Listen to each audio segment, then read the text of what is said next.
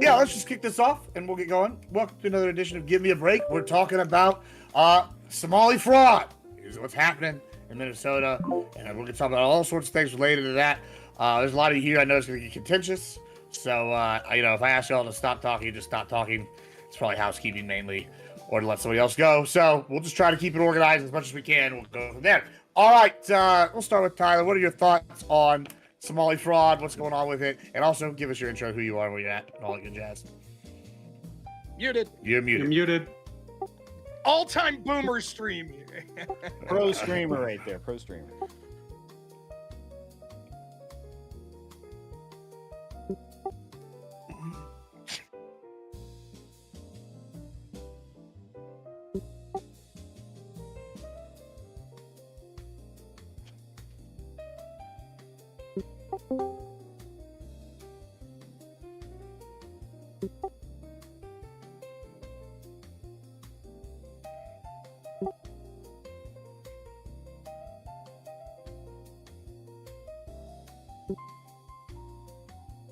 All right. Well, thank you for being here.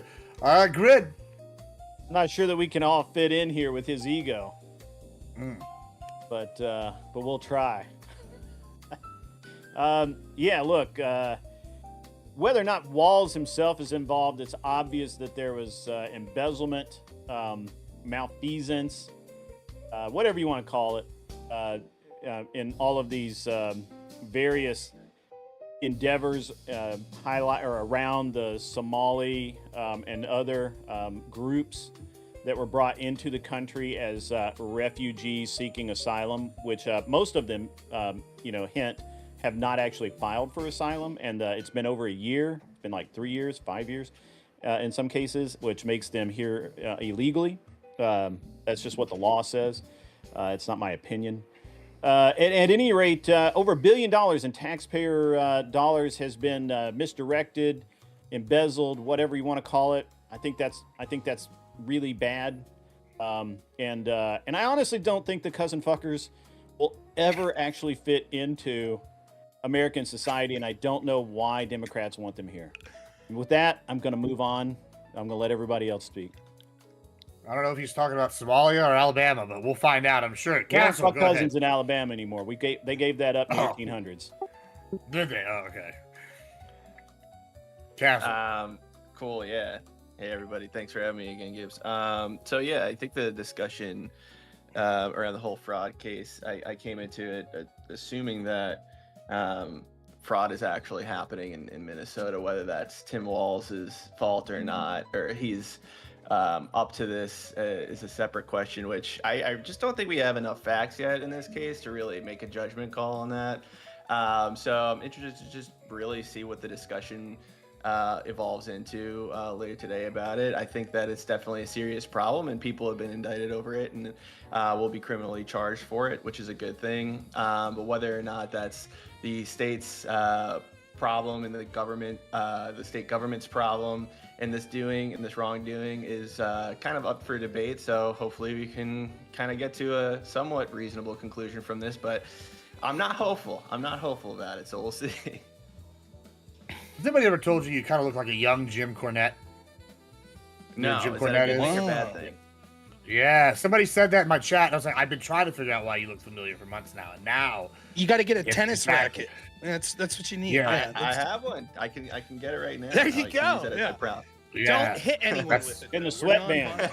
We get the sweatband. Don't hit anyone. There you go. All right, Liberal Clark. Yeah, so I did research All on right, the Liberal feeding Clark. our children fraud case. I hope it's the same one that everyone else so here I is did talking research about on the because, feeding our when I hear children fraud case, the other side, the MAGA else people in this panel and like the MAGA people in my life talk about it, I have no fucking idea where they're getting the shit that they are saying from. So I'm really looking forward to like seeing the evidence that like Tim Walz was a part of this, and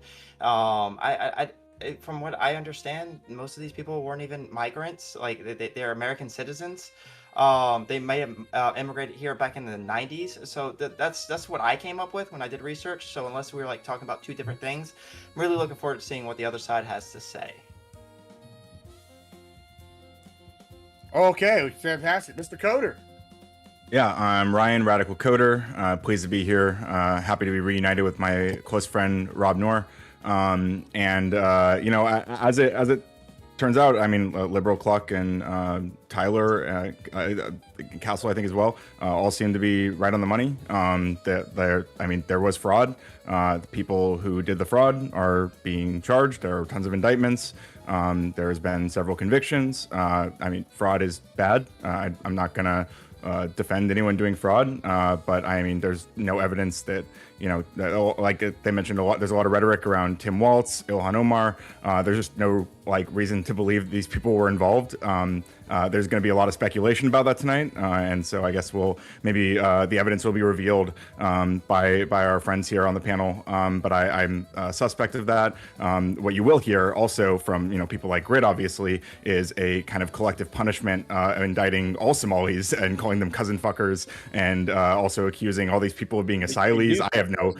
I'm not. Excuse me, Grid. I'm doing my opening statement. I'm not aware of any evidence, or I'm not even aware of a breakdown of how many of these people were asylees. I think, like Cassell mentioned, or Cluck mentioned, I think a lot of these people are probably immigrants. Most of them were Somalian.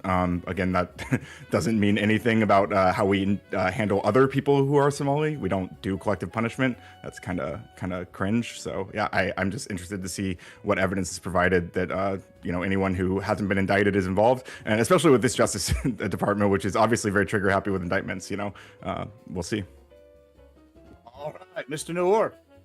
Thank you, Rob Noerr. Show is Normal America with Rob Noerr. Doing a 24-hour live stream tomorrow, so if anyone wants to join, we'll be taking call-ins. Anyone wants to go, even people like Ryan will be welcome to call in for tomorrow.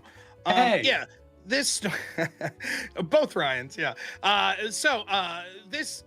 This story, obviously we can get into the nuts and bolts. It's not just the Feeding Our Future. There were a couple other groups that are alleged to use fraud as well.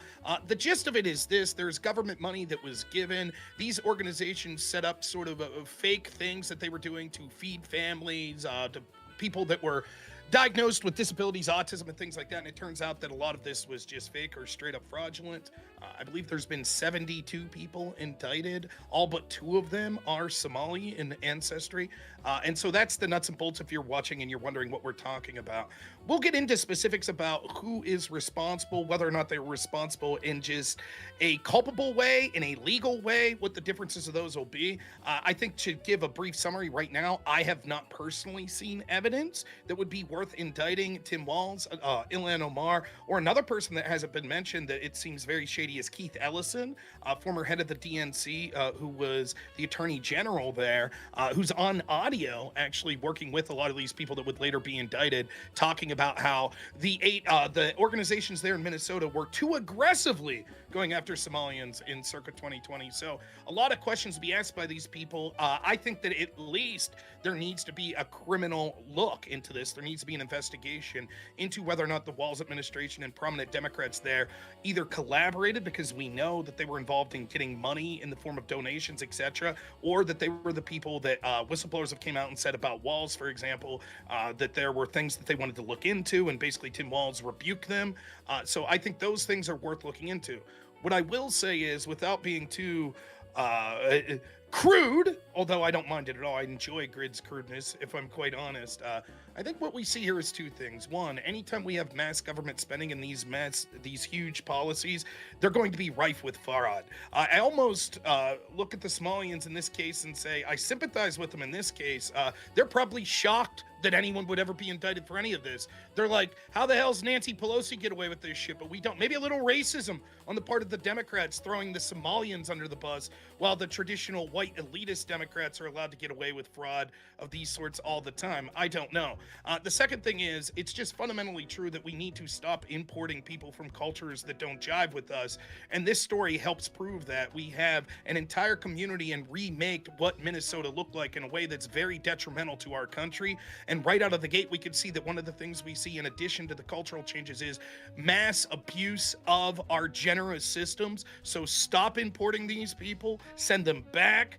And whatever we do, stop with these expansive programs that could be taken advantage of without the incredible ability to audit every dollar that's sent out. I'm tired of the American taxpayer and the blue-collar worker, people of all colors and ethnicities being taken advantage of. All right, thank you so much. Mr. Mullally.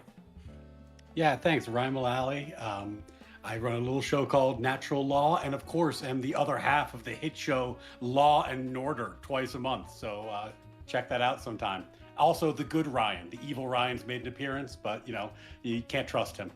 In any event, I think this story is exactly what it looks like, and exactly what people have been saying for the longest time, which is that when you create these government programs, they fund NGOs. The NGOs become essentially untraceable slush funds. And then, surprise, surprise, we find out that the untraceable funds are being misused. This system was rife for abuse. Everybody knew the COVID funds were rife for abuse, but this particular abuse is shocking because of its scale. $1 billion is a lot. Because some of the money may be funding terrorist organizations. That's not exactly a good look. And I agree with Rob. I don't think that I've seen any evidence that would lead to a criminal indictment for Walz or any senior Democrats in the state in that regard. But I don't like this weird reflexive thing we sometimes do now where we say accountability equals criminal prosecution. Accountability should mean what accountability normally means. You lose the next election because you did a bad job. This is a guy who could have been the vice president of the country, and it turns out he's not too great at running his state. It looks like, and we'll see what the evidence shows over time, but it looks like he made the misguided, perhaps overly empathetic decision that he wasn't going to investigate how this money was being spent because it was during the pandemic years and he felt like it could, rub people the wrong way or be bad optically or run the risk of taking money away from someone who needed it. And because there was not adequate oversight, there was a massive fraud. And the buck stops with you. You're the governor. I think that's more than enough reason to lose an election, and we don't need to charge him criminally for him to be accountable. All right, thank you so much. Before we get into this, let's try to let people finish before we go. I feel like that's always good. And then here, I guess we'll start with this question. Seems to there be a little bit of contention. Is there any actual fraud happening? What evidence is there of fraud? Yeah, all right. There were convictions.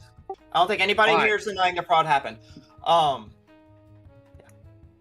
right. So what evidence is there? Tyler, you seem to be pretty excited about it. Go ahead. Why don't you start us with that?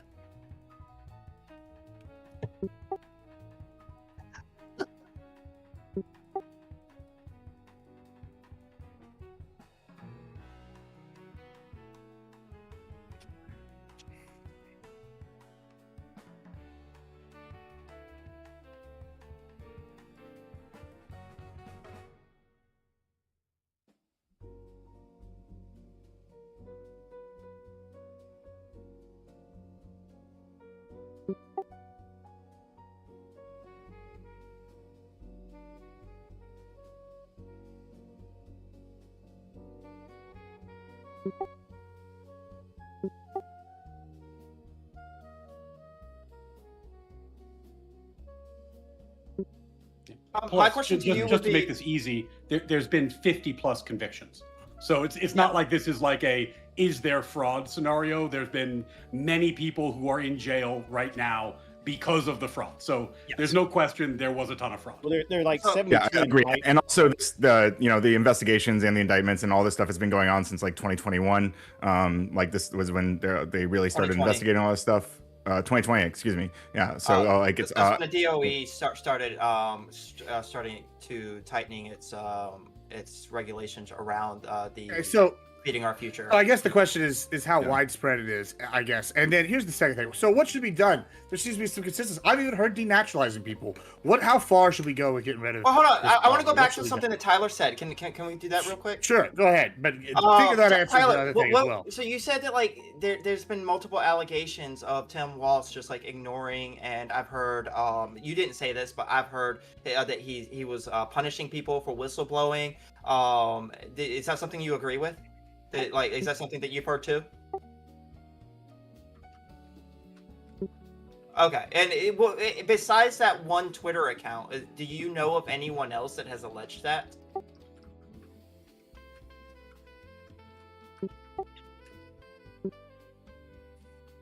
Oh, the federal house? What were they basing that off of? Do you know?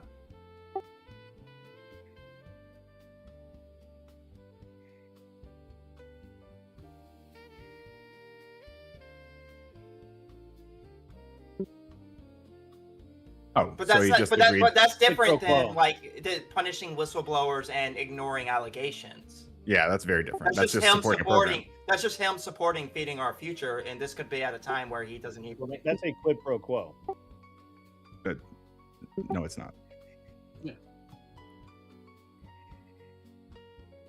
Well, and to be clear, the House is opening an investigation. They didn't conclude their investigation, right? So I think we're all being pretty measured. We're saying, like, we don't know for sure what Tim Walz did or didn't do.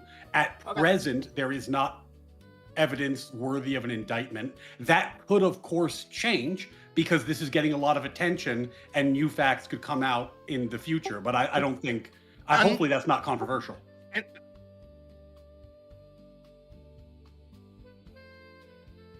that's right. Well, Yes, I they would will. say the, A lot of much, things, but well, I he just was charged. He was indicted. The federal government did indict Trump for January 6th.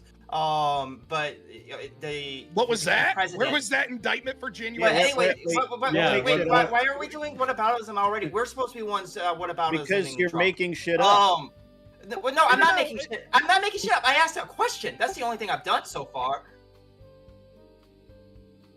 Because you that's- literally It's just said regarding that the Trump was scheme. indicted for January Yes. 6th, and he's never been. For the He was indicted for the January elector 6th. scheme. Yes. Yes. For defrauding Which was- the American Yeah, people. which- That is what his indictment was That's for. not- Yes.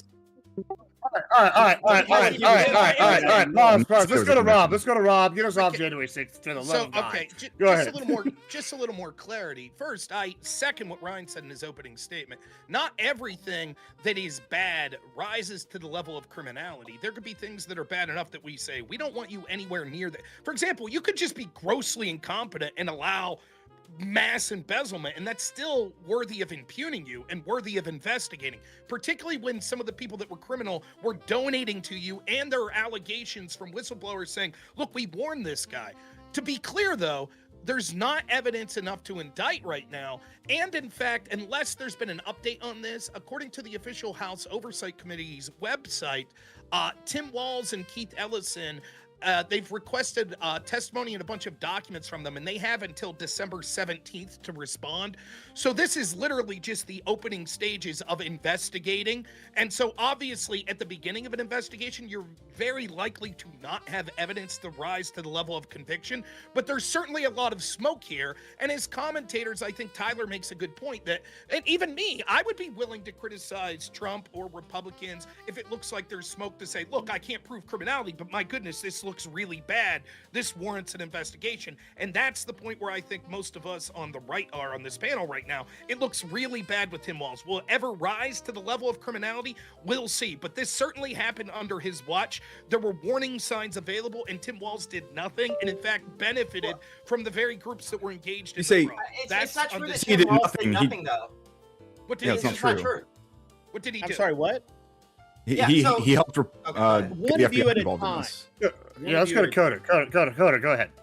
Yeah, Tim Walz like helped get the FBI on top of all this. So I mean, let's say he did nothing. Like why would he be cooperating? Yes, he did. Why would he be cooperating with the FBI if he was involved? Hold Like on, that hold would on, be a hold very on, silly hold thing to do. Where do you find that Tim Walz put the FBI on anything? Fred, when Tim did the Walz FBI literally start their said investigation? There's Fred, nothing when- wrong, and that's why they're right now looking at him. That's why his records are being reviewed, because he didn't say to the FBI, "Hey, go look at this." He said, "No, there's nothing going on here. You just made that shit up again. Stop making shit up." You're also making shit up. I'm not making shit up, but you are right now when you say that he said there's nothing going on here. Like I'm not aware of any quote like that regarding this. But like when it did start to come out that there was stuff going on, or when it started to look like there was really smoke there, Tim Walz cooperated with the FBI and helped get these people or get the FBI that's involved really specifically.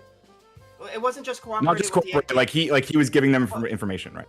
Yeah, hold on. So I got a timeline. I was trying to find. You used to have like a message thing in these video chats. All right, I got a timeline for you. July You can 2019, post it in the group chat. whistleblowers raise alarms, but election is delayed due to concerns over political backlash. Okay. So I got another one for you. The Feeding Our Future scheme begins siphoning funds with initial theft, estimated $250 million for meals. Walz does nothing. Walz literally sits there and says, this is nothing. Don't December look at this. 2020. It's fine. December He 2020. said, don't look Department at of this. December 2020. Department of Education was refusing renewals to feeding our future. In March 2021, they stopped funding 21 other nonprofits working with funding feeding our future. State judge forced the department to resume funding in April 2021. So they had already stopped the funding to these people as early as 2020. He was according to you first reported in 2019. I'm sure that they're not going to just stop funding to a somebody that they think is helping a bunch of where you bunch got of poor that, people because immediately. because- I can post it. I just need to know where to post it at. Just post it in the Literally, group. The Walls group and chat. Walls and Omar's staff both ignored the warnings to dodge racism smears. Well, Literally. no, that's not true. What happened was there was a lawsuit filed, a discrimination lawsuit, which did impede the process of the investigation. But once that was settled, everything continued. That's So I guess that's not. I guess my question is like, if the Outside. I'm governor, sorry you didn't include if that the in your buck timeline. doesn't stop with the governor, why not? Like, I mean, he's the person who's the boss of all the committees, all the commissioners who are handing out the money. He's the one who's in charge of the government. He's in charge of the executive branch. It's his state. Why- Yeah, so he gets what- credit for them trying to fund Oh, freeze the funding in December. But he doesn't get I think- blamed I for the think you $1 billion can- of fraud. Like I'm I not think even talking you about like can be criminally. I'm honest just saying like and Billions like, a very as like a inflated number. baseline of just like common sense. You don't think that the governor of a state should be accountable for massive fraud within his state and his administration? Why, like, Probably why not if not? he's doing like all kinds of reasonable things to make sure it stops. Like what? What did he do? What Like was he funding the involved in? freezing as early as December in 2020. He did that. Like, Tim Walz works freezing for the funding. Tim Walz personally had a hand in the Minnesota Department of Education that temporarily froze funds. He had a Okay, he so had a if hand you're in that. going to what this guy Ryan just said was that he is responsible for all the agencies that's under Tim Walz. The buck stops at Tim Walz, so he also Correct. gets credit for the things that they do. That's good. Like that's just Yeah, that's that's just standard. consistency. That's not true, right? What we would say is this specifically is that investigators under someone could do something and then fail in court because there wasn't sufficient materials given to them, support for them, that they would be able to do this. What we have is the following. One, your idea that they cooperated with the FBI, particularly that Ryan said, is laughable. Sure, once the FBI starts kicking doors and Tim Walz goes, okay, I'll be happy to help you now. That's not Right. him being proactive in stopping fraud as it's occurring. Second, even if we take your timeline that you gave that said that in 2021 and about July that they froze funding, remember, that's only about, 6 months before the FBI would eventually kick in doors, right? And what we see is this fraud was started back as early as 2019. There were obvious warning signs. So even if I give you credit for what the Minnesota Department of Education did temporarily in, I believe, March of 2021. They were forced that to means- start let me again let me and finish real by quick. the I'm in courts, by the last way. sentence, Oh yeah, please. let him That finish. would mean Yeah, go that ahead. for 2 years that the Walz administration allowed them to get away with this obvious fraud. No, it was 1 All right, go year ahead, before they started trying to freeze the funds. And my guess would be Okay, that so just is because- Walz a complete fucking Hold on, idiot? hold on, Let wait, Clark wait, go. wait, yeah, hold on. Let Clark go. So Greg. it Let was Clark go. 1 Then you year go. before they started trying to freeze the funds, and my guess would be that you're not going to just freeze the funds to an NGO that supposedly helping feed people, which they probably were actually helping feeding people, just not as many people as they were claiming to. That was where the fraud was. My guess would be they're not just going to immediately freeze funds just because they're accused of something. My guess is that the Department of Education has to investigate, which they did, and then they found that there was suspicious stuff happening, and they tried to freeze the funds, and then a judge told them that they had to unfreeze it. Clark, let me ask you a question before I turn it over to Grant. This is kind of like what Ryan kind of has implied. Like, forget the criminality, but let's say like let me just give you an example. I want you to kind of hit me with it based on what you just said, right? So say I get $1 million from Uncle Sam to start a soup kitchen, and I go okay, and I use 10,000 of that dollars to open up the kitchen, and I put a storefront out there, and I keep it open for like 2 months, and I'm feeding 10 people, but I stash the rest of the money. All right, who should be held accountable for like my fraud? Like at some level, y'all trusted me. Somebody's head's got to roll. Like in college football, if the athletic director hires the guy and he gets bought out by the end of the season, they fire the athletic director if it like the buyout was too high. You know what I'm saying? So like that's kind of what we're asking. Who like is Tim Wiles accountable in your mind to like answer for his failure as a leader to do something about this? Like or recognize this is happening. The person responsible would be you, and if the administration that you are working under knew about it, actually knew about it, and we had proof that they knew about it, and they let you continue and continue and continue, then I would say it was the administration. But we don't have proof of any of this from the Walls administration. We do have proof. May I really? Exactly. May I really? Let's hear it. Fine. No, Then let's ask Rob. this question real quick. Let's assume this is true. That Tim Walz was trying his damnedest as early as 2020. He was like, "There's something suspicious. These people are doing fraud." That's your argument, and they tried to freeze the funding, but then a judge overruled them. Correct? That's your argument. That's what happened. Yes. Walls Okay. didn't freeze Then it. let me finish. Well, yeah, If the that's Department of the case- Education did. Hold on, let Let me me go. finish. Go ahead. Underwall. Okay, if that's true, then what this is from the actual chairman on oversight committee, right? That's launching an investigation into Walz from December 3rd, 2025. This is what they say in their official communication. Quote, this woeful oversight of remittances is concerning, especially given that since 2014, including under your leadership since 2019, oversight of remittance payments has been the purview of the state. Quote, you were caught on tape pledging to help feeding our future fraudsters in a conversation that also included discussion of campaign donations from Somali community leaders to secure your donor base, and only days later, you and your son accepted contributions to your campaigns from individuals in this meeting. Based on these reports, the committee's concerned you were negligent in the handling of these tax dollars. Now, that tape is allegedly from 2022. If it's true that Tim Walz suspected these people of fraud, so much so that he was trying to stop funding from them but was hamstrung by the courts, why is he meeting with them, pledging to help them after this, and accepting campaign donations? Wait, how could that be before? Wait, if he's on tape with them talking about funding Feeding Our Future, how could that be before if they were using Feeding Our Future for the fraud? He's talking about helping out the people from these communities and from those organizations that were on tape after the initial freezing of the funds. What do you mean? The funds were Wait, this tape, unfrozen to them. this tape is from after? I thought Yeah, the tape that 2022. Tyler referenced earlier was from before. What are you talking 2022. 2022 is allegedly on tape. Okay, I'm sorry, maybe I misunderstood. Now, I haven't heard this tape. This could be bullshit. But if that's true, I'm just coming this out because as this investigation is ongoing, if the House is saying we heard this tape, they're probably eventually going to provide the transcript of some tape. And at that point, would you two be willing to say, oh, clearly, if after he suspected them of fraud, he was sitting in a meeting with them, pledging to help them after that, then clearly he's complicit. Will you go that Well, far? I would say if that evidence comes out, that you would accept that evidence that he was complicit? I would say it depends on what's being said in the tape, first of all. But I'm open to it. I'm okay if it turns out that like Waltz or Ilhan Omar or any of these people were actually involved in this. Then like charge them, whatever. Like we'll see what happens. We'll see where the evidence falls, right? But like if the tape is just like Tim saying, hey, we're going to continue funding these or giving these funds to make sure that these children are fed, that's not a bad thing, right? And like. Even if there is suspicion of fraud going on, it wouldn't mean that we're not going to release any funds for any people who are involved, who are benefiting from this program. It would just require the investigation to continue.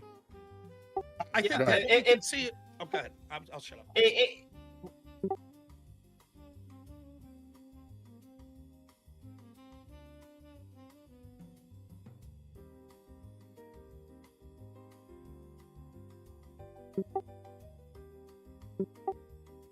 It wasn't Waltz didn't stop that money.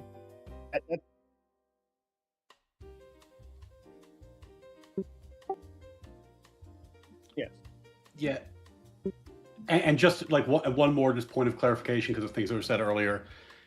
The judge, at least according to the judge's statement, I haven't read the docket, but the judge in that case, after Waltz lambasted him, issued a statement and explained that he did not actually order the government to resume payments. What happened was he had sanctioned the government because they failed to process the applications. And if you do any reading between the lines, what that meant is the Walz administration didn't want to shut down the program because that's bad PR. They didn't want to deny the applications because that's bad PR. So they were just pocket vetoing them. And the judge said you can't pocket veto them. You have to actually make a determination that you're not processing these for payment because of the fraud. You have to take, sack up and say, no, we're not doing this. That's what happened in the court. It wasn't like the judge was like, yes, there's fraud, but you must continue paying them. That's not what happened in court. Also, All right, so hold on. So Waltz, while he personally, as far as we know, really didn't pose himself in the actual trial. However, according to the Minnesota, I want to make sure I got to make sure I get this right because I don't want the United States Department of Justice, according to their press release, four people were indicted for attempting to bribe jurors with literal bags of cash, $100,000 or more in each bag. They approached jurors to bribe them. And this is the type of thing that is going on there. That's the type of criminality that's going on there. Now, I'm not saying that Waltz himself knew about this, but it's his actions as governor that fostered this environment to where it could be abused. And now the reason that Waltz is being investigated this heavily right now is because what's coming forward is because these trials are moving forward and evidence is being introduced. What's happening now is that there are now pictures of him with these people and text messages with these various people, these various criminals committing criminal acts. And now that's why they have until the 17th to produce those text messages, those records of meetings that he claims originally never happened, that he had never met these people, and yet now he's got to turn over his calendar, both the official calendar and his private calendar, to see when he had the meeting with, if he had meetings with these people by the 17th. Now, that may come to nothing. But again, all right, Grid. The only argument here is that Waltz is a shitty governor. That's literally all your claim is from everybody here. Yeah, that's but it. There's no crime. Nobody has any evidence. Well, I didn't say that. I know, but it's stupid. It's a stupid. The problem is not that he's responsible. Hold on. He's criminally responsible. I'm not a judge here. Okay, then who cares? Is that he knew about this fraud and he allowed it to continue. Let's actually expand it. Let's actually expand this a little bit, because one of the other people featured prominently in some of the photos with this person that's alleged fraudster is Ilhan Omar, who's got her own alleged fraud issues going on, as well as maybe immigration lies. So what's going on here? What should we do about this? Did she marry her brother? Did she not marry her brother? Should we denaturalize her? Should we open up denaturalization to all these people? Grid brought up the asylum, being taken advantage of. What are we thinking here with Omar specifically? Well, we can start with the brother thing, right? I mean, the brother thing's obviously like a racist lie that's been slandering her for years. I mean, there's really no evidence except for people pull up this old Instagram post that isn't even really verifiable, and it's just them seeming to use the word uncle to refer to some kids who might not even be her kids. There's really just nothing there. So I mean, we could maybe put that to rest. No, I don't think that that's all there is. In fact, there's people around them that said that she was married to her first husband in a Islamic ceremony, her being Islamic. The marriage to her second husband was one that wasn't through a traditional Islamic service, which people connected to her found very odd. Didn't seem to be a big celebration like her first one. People around the situation said that her husband was openly gay. The second husband that's being alleged to be her brother, which they also found strange. And there have been people that have claimed through better data that they were actually brother and sister. I don't really give a shit about it, but I'm not willing to say that we should bury it. It's not a story that I've delved much into, nor do I give a shit that much. Obviously, if she committed fraud in that sense, fine, but it's not something I'm particularly interested in. But no, I don't think I'm prepared to just be like, can we put this to bed? There's nothing there. There's shit there. That doesn't mean it's true, but there's more than you're leading on. Rob, would you support denaturalizing someone like Omar if they found out it was fraud over the I would be fine thing? with denaturalizing first generation immigrants to this country if they've committed serious crimes. I'm fine with that, with denaturalization, and that's Mr. Malawi, you're a lawyer here. What would that? Yeah, I'll let you turn if you want to open it up in a second. But I want to get our lawyer's opinion on how like something like this would work with the denaturalization process. I mean, I'm not an expert in denaturalization, but generally speaking, it's a pretty high bar. You get denaturalized only if you did something illegal or you lied on your forms when you were procuring your naturalization. So, like, if you did something fraudulent in the process of acquiring your citizenship, that could get you denaturalized. I think you also could get denaturalized if you did something that was like aiding and abetting a known terrorist organization, for example. I know exactly what the process is. Before you do, can I ask Ryan? So you're to be clear, people are saying that she her ex-husband now I believe was openly gay. Some people are saying this. Some people are saying that there's reports that apparently are stronger than this Instagram post. These people are saying these things. That wouldn't be enough to show that she's committing fraud in her immigration paper. No, what about? Well, here's something. I thought so. Well, you mentioned what she. Sorry, go ahead. Well, you mentioned the terrorist organization aspect, right? And there's alleged aspects to this fraud thing where maybe with the terrorist organization. But we have on record the foreign minister in Somalia saying that Ilhan Omar is not working for the United States; she's working for his people, and some statements from her saying that. Would that be almost grounds to denaturalize? So let me be clear. There's two different questions here. There is currently under the legal system what is grounds for denaturalization, right? And there's what ought to be. Should we change the law? I have no problem with the changing of law to say that first-generation immigrants, which I don't even think Ilhan Omar necessarily would qualify. I'd have to look into this, but I believe she came as a child, right? She may be considered, I don't know. But, like, here's the thing, right? If there's a crime that's heinous enough or something like that, fine. Regardless if the law allows for it or not, I'm for the denaturalization for first-generation immigrants. However, that would be very difficult for even me, who wants to see mass deportations, to believe that should be the case for a second-generation immigrant. The truth is we have a legal system for a reason, and we have punishments up to and including jail time that don't necessarily mean that denaturalization needs to be something that's a punishment on the table. So, if someone is an immigrant, they do something shitty, am I okay with, like, the hell with them, send it back? Yes. But if they are the child of an immigrant, who was born here and right now is deemed an American citizen, no, I don't think that we could just willy-nilly say no matter what heinous crime they did, send them back. Throw their ass in jail? Sure. So, I don't know. I hope that answers the question. And just to speak real quick, Coder's saying here, no one is again, once more, I am not suggesting that she be deported because she married her brother right now because I have 100% proof. I'm merely making the point that your dismissal of it, there's no evidence. There's evidence, but it certainly doesn't rise to the bar that I would accept it if I was on a jury to say that this is guilty unless there's more out there. I'm just saying that you're downplaying there. So I would just say that evidence is pretty much all hearsay, but go ahead, Tyler. The denaturalization process, I'll just give you a quick rundown real fast. What happens is the Holy Authority cuts your hair, then you have to walk down the streets of King's Landing butt naked while someone with a bell behind you yells shame, and they throw shame, food at you. Shame! Yes. Let's do that. Yes. So I didn't do any research on Ilhan Omar and marrying her brother, but I would like, from Tyler, you said that Walt's what did you say about something about 2022? They froze the funds because of the IRS.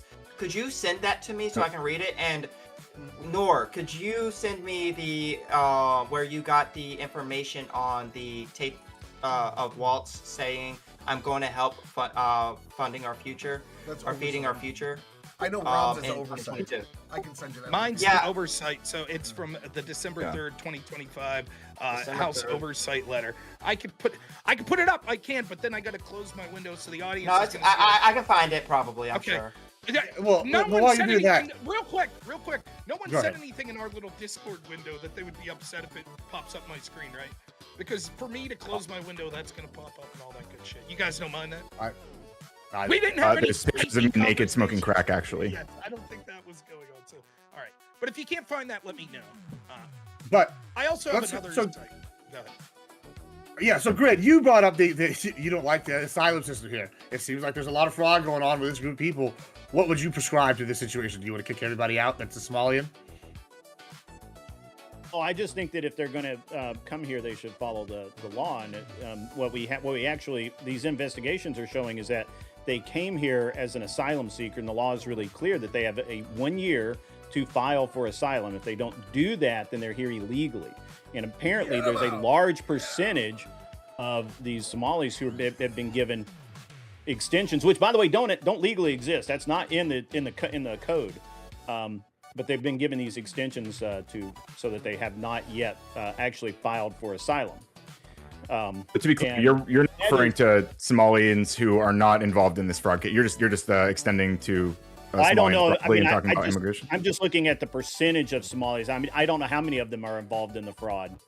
Most of the people that were involved in a About fraud, 70 something. most of the people that were involved in a fraud are American citizens. Also, fun fact: the ringleader, the founder of Fund Feeding Our Future, is a white American woman, and that never gets mentioned for some reason.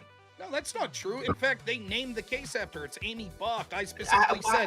When did it get mentioned in this? It hasn't come up discussion today. Before I did. Well, When I said, Because- when I Okay, would you like me to answer? Yeah, When I yes. said my opening statement that of the people convicted, all but 2 were Somalians, that would imply that 2 of them weren't Somalian. Sure, Right? but nobody has mentioned that the founder, the ringleader, was a It's white irrelevant American to the woman. conversation. But yeah, of course it's irrelevant to the conversation for people who just want to attack Somalians. But you know, that's No, we're talking about the I'm people gonna- who have not yet been convicted, and the ones that have met with Waltz. Her name has not come up in Waltz's phone records, but all of these other names have. Therefore, her name is irrelevant to this conversation, other than you wanting to throw white people in there And to she's make a it Jew. seem less. Wait, Victor, that's Okay, you're the real racist, liberal Cluck. He's Jewish. Never mind. I'm Yeah, taking all that. Tyler- isn't important because his I just don't see. I don't Come see on. why the fact that these people are Somalians are even important to the conversation. But Like, it's, there's it's 2 like reasons that it's. a There's 2 reasons. incredible that it's focus. Exceedingly germane to the There's 2 conversation. reasons that it's important to the conversation. Number 1 is because it shows this insulated group that is balkanized and sort of ghettoized and came together to all be in one area. And yes, there's other problems independently with things they're doing when it comes to abusing the welfare system, taking more out than they're putting in, have massively different culture. However, the part of it that matters for this discussion is it's easy for fraud to occur in these sorts of communities because these people don't really understand the federal system that much. They sort of just understand what's going on. In fact, I was reading from an expert at the Heritage Foundation that talked about this, how a lot of times these communities are engaged in this sort of stuff because the people that are leading those communities know that these average people aren't even going to understand how these programs go. Here, just sign this fucking paper here. It doesn't matter. They don't know what's going on anyways. They're listening to their community leaders. So the fact that these Somalian community leaders were engaged with this fraud is something that happened exclusively because they're Somalian. The other reason that this would matter is there are allegations that one of the reasons that the Walls administration and Keith Ellison and company didn't act sooner was because they were both simultaneously afraid of being called racist and that they wanted to pander to the Somalians in that state, and they were afraid that if they aggressively went after Somalian community leaders, that they would lose their re-election. So for both of those reasons, the fact they're Somalian matters.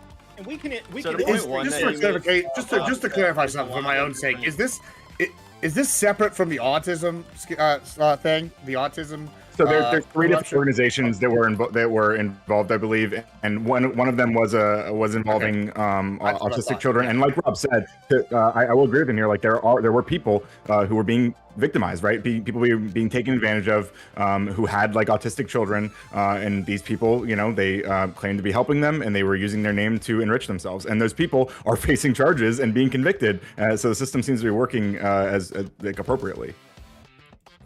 These are, I I just wanted to say to I also Rob wanted- that there's one thing about the first point you made that I guess I don't want to say take issue with, but I think you can claim that immigrant communities, and it's not just Somalians, do this a lot. There are Hispanics who have taken, advantage of Medicaid fraud in South Texas that I've read about.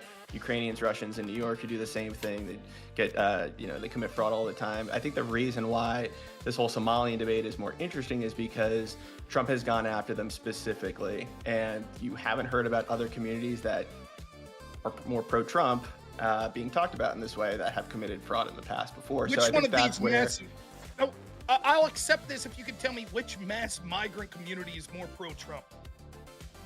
Hispanics are very pro-Trump. In You Miami, think recent Hispanic immigrants, ones that have just came, you think they're pro-Trump? wait, why For do they have to example, be recent though? because These I people don't weren't think- recent. Wait, these people Yeah, weren't you added that recent. after the fact. Let me explain. Also what I mean true. by re- What I'm saying is someone that's like fourth generation Hispanic that's upset about mass illegal immigration. I don't think these are the people that are traditionally balkanizing and committing fraud. Those people that are But likely. we to have be proof let me of finish. people in New York, people in South Florida, South Texas who are committing fraud. I don't know why it matters that they're fourth, second, Okay, 18th can you generation. Like these are communities that are committing fraud. I think we should all go after Wait, that. there's another community with $1 billion of fraud and links to terrorism. Which I'm community is with that? you. And hold on. So Wait, it's wait, not- there is no link to His links You are guys not ignoring supported the yet, They're, but they they're could be. currently Hold on, looking into you the guys links are to terrorism. ignoring Yes. the pattern of Right, they're looking criminality into it, but there's no that is like, a actual problem. They have you have just recently there and it's recently been decided, but it's been going on since it looks like about 2017. There's a case. I'm going to just pick one case because it's illustrative, where the Somali guy has raped multiple people.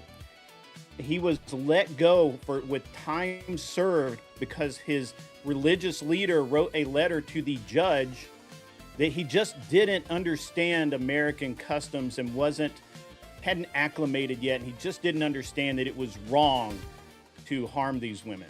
And the judge released him with time served. And it's because of actions like that by our legal system favoring, which I believe goes to Rob's point of nobody wants to piss these guys off. They're pandering to them. What's the name of the guy you're referencing?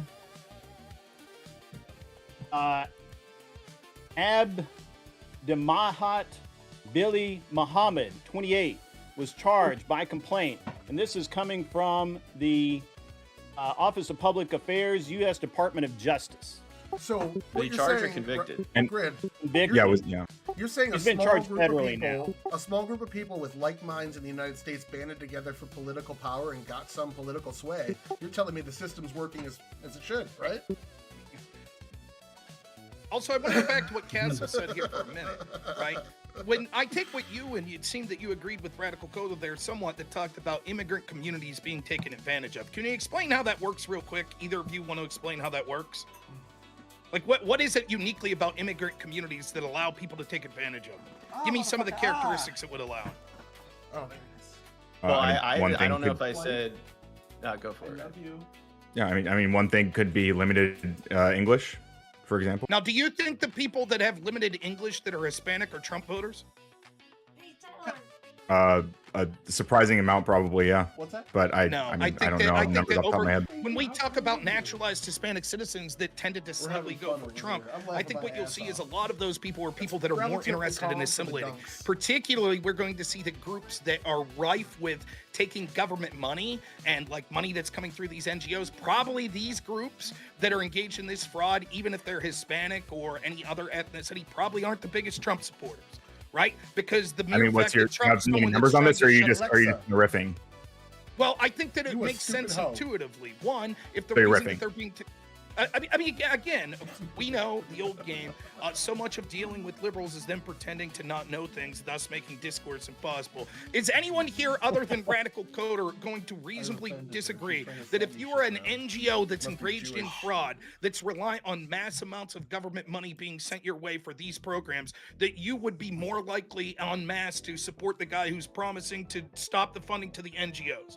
Anyone gonna Rob, make your that excuse argument? is that if you are an immigrant but you like America, the fraud that you're committing is better if you hate it than if you hate America. That's like the dumbest Where did argument I- ever. There are Russians in New where York did I who have remotely- been I'm not committed really up- sure that's the argument that he's making. Where did I remotely That's say like that? that's what You're he said. making, you're I do making think the that Rob- argument. You're making the argument that in a case where there's been convictions, which you all part of the other side's argument on this is the investigation started under the Biden administration, correct? Well, we said the investigation started with the DOE. During the under Biden Trump. administration, During- right? Well, I don't think any did. Maybe somebody brought up Biden. Okay, so the point that I'm trying to make is your argument is the reason we're hyper focused on this is basically because Trump is a racist and wants to attack the Somalian community. Not that this is one of the most amounts of convictions we've had on corruption of such a grand scale. You're like, no, Then let the case go through, let Rob. me Just finish. let the case go through. Also- Why are you? Wait. If that's the argument that the things I'm saying here shouldn't be said because instead I should wait for the case to go through before I say anything, why did you agree to come on this panel? Wait, nobody's saying I you wanted to see what talking about bullshit it argument you before came the up case with. What are you talking about? I didn't say You don't that have people- a case here, Rob. There's no. What is- There are people who have been Steel man- indicted, and there's Steal man my evidence that. argument. I want you to steal man my argument that I've said that I don't have a case for it. Go ahead. Because you already said you don't know if Tim Walz has been involved. We all just agreed about that. What are you talking about? Like, I didn't say we don't know if Tim Walz has been involved. I said we don't know that it rises to the level of criminality. However, it's completely Okay, it's not a fair to crime. say- Okay, but that's the whole point of the let case. Let me finish, right? Well, we admitted that. Ryan admitted it. And now That you're wasn't saying, actually the so you problem. guys just need to be quiet until after the case. But we're specifically saying, yes, we're not accusing him of criminality until after the case. So what are you telling me to be quiet about? Yeah, this isn't a I guess- panel about whether Who Tim Walz told you to should be quiet? charged. Like, Wait, I- who I told you don't- to be quiet? This is all He like said a that I should just- wait. That's what he just Yeah, I didn't said. tell you to shut up. Let me just- honestly, let me if- just- if- Nobody did that. Go ahead. Nobody go ahead. puts Mr. Rob Malloy. Noerr in Go ahead. order. We're gonna if- Hold on, Mr. Malloy, you go ahead, and then I'm going to reframe it. I think. Go ahead. I think if we cut through all the noise, and there's a lot of noise on issues like that, like this, and people are people say stuff, Trump says stuff, everybody's sounding off and getting their sound bites. What do we really know? We have a community in Minnesota that's grown exponentially because of the TPS program. This is since the 90s. We've been relocating people from Somalia to places like Minnesota because of the various crises that have happened in that country. Now what we've seen is a mass scale fraud, and we've seen long-term data that there's disproportionate use of welfare, SNAP, other programs within this community. And if you set aside all the noise, what was Trump's real response? He's stopping the TPS program because he doesn't think it's in the best interest of the country. This isn't like a wildly insane policy. I think this is Let me- kind Well, of let's point to another Hold on, part of he's Trump's literally- response, right? So- I Let him finish. Something's not Let him finish. Go ahead. thought he was done. Yeah, my bad. Okay, go ahead. Yeah. Go ahead, Ryan.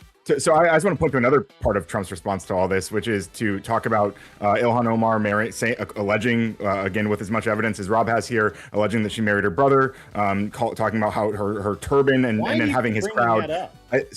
I'm sorry, can I finish? Because Trump is bringing it up. The president of the United States is bringing it up, and that's why I'm referencing it right now. So, and that's what I'm talking about. So Trump mentioned the brother thing, talks about her wearing a turban, and talks about how she needs to be sent back, and has his whole crowd at his rally just a few days ago chanting "Send her back," which is pretty concerning. So That's- okay, I don't have a hold on. problem. so no response to Yeah, the I got policy you, I brought Ryan. up. I want to respond to Ryan. Ryan, you're more attacking compassion-based immigration, more saying essentially without saying that merit-based immigration would be a better way to go. Compassion-based immigration is why we brought them in. It's more just left-wing versus right-wing policy preferences, and I can make that argument if we want to go that route with the panel, because at the end of the day, the things that we're saying about this group of people, there's another group of people within the United States that since the founding have received adversity. They're one of the most persecuted people in the world, and the major accusation is they have dual loyalty to another religious group, and it's the Catholics, the Papists. Benjamin Franklin did not want those filthy Papists in our country, and there was a massive movement to keep them out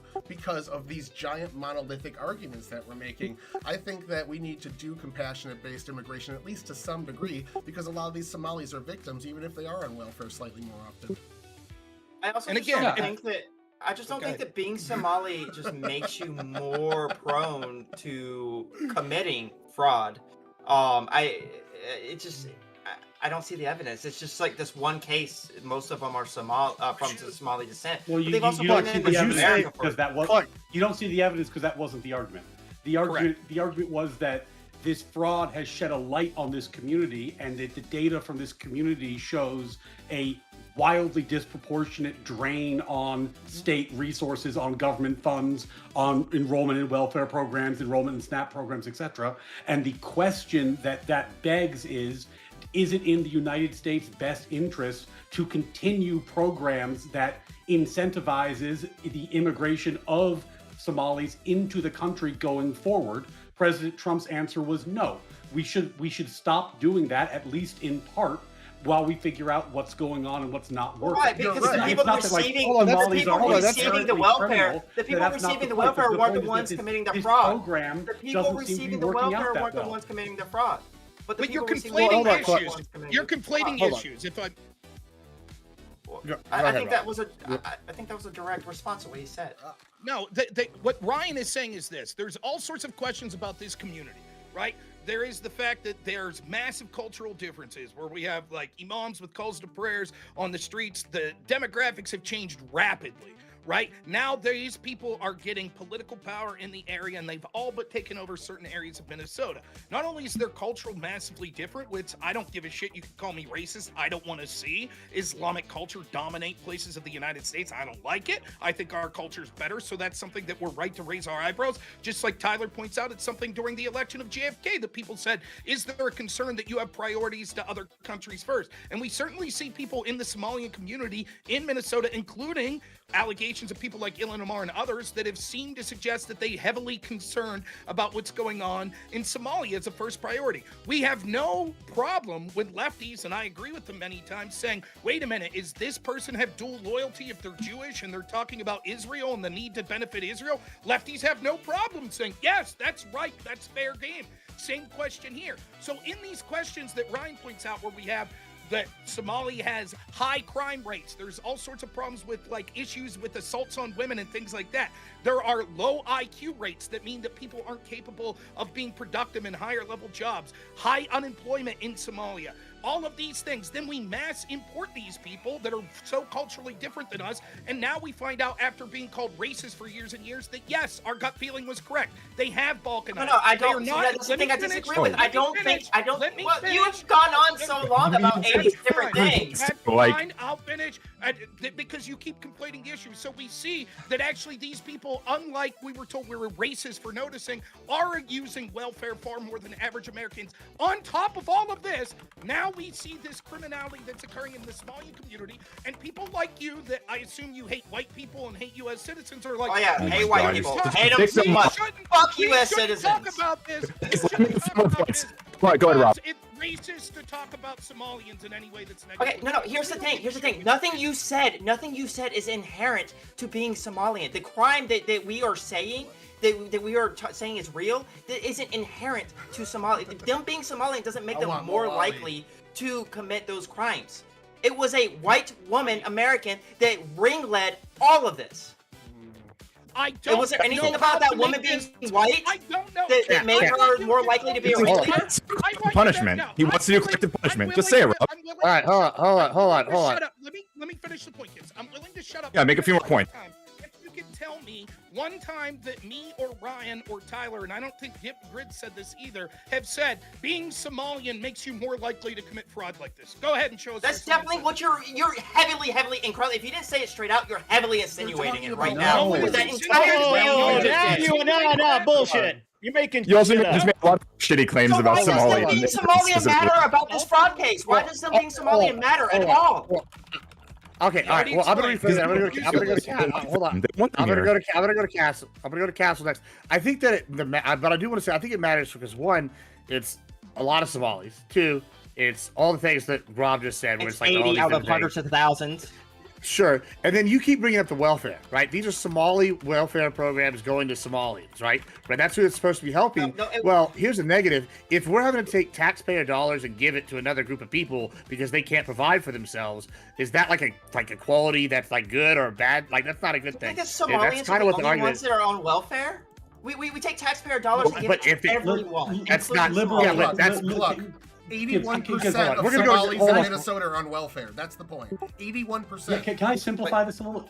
Can I simplify this a little bit? 81%. That's- No, ahead, literally Ryan. And then we're gonna nobody is Cassell. arguing for collective guilt.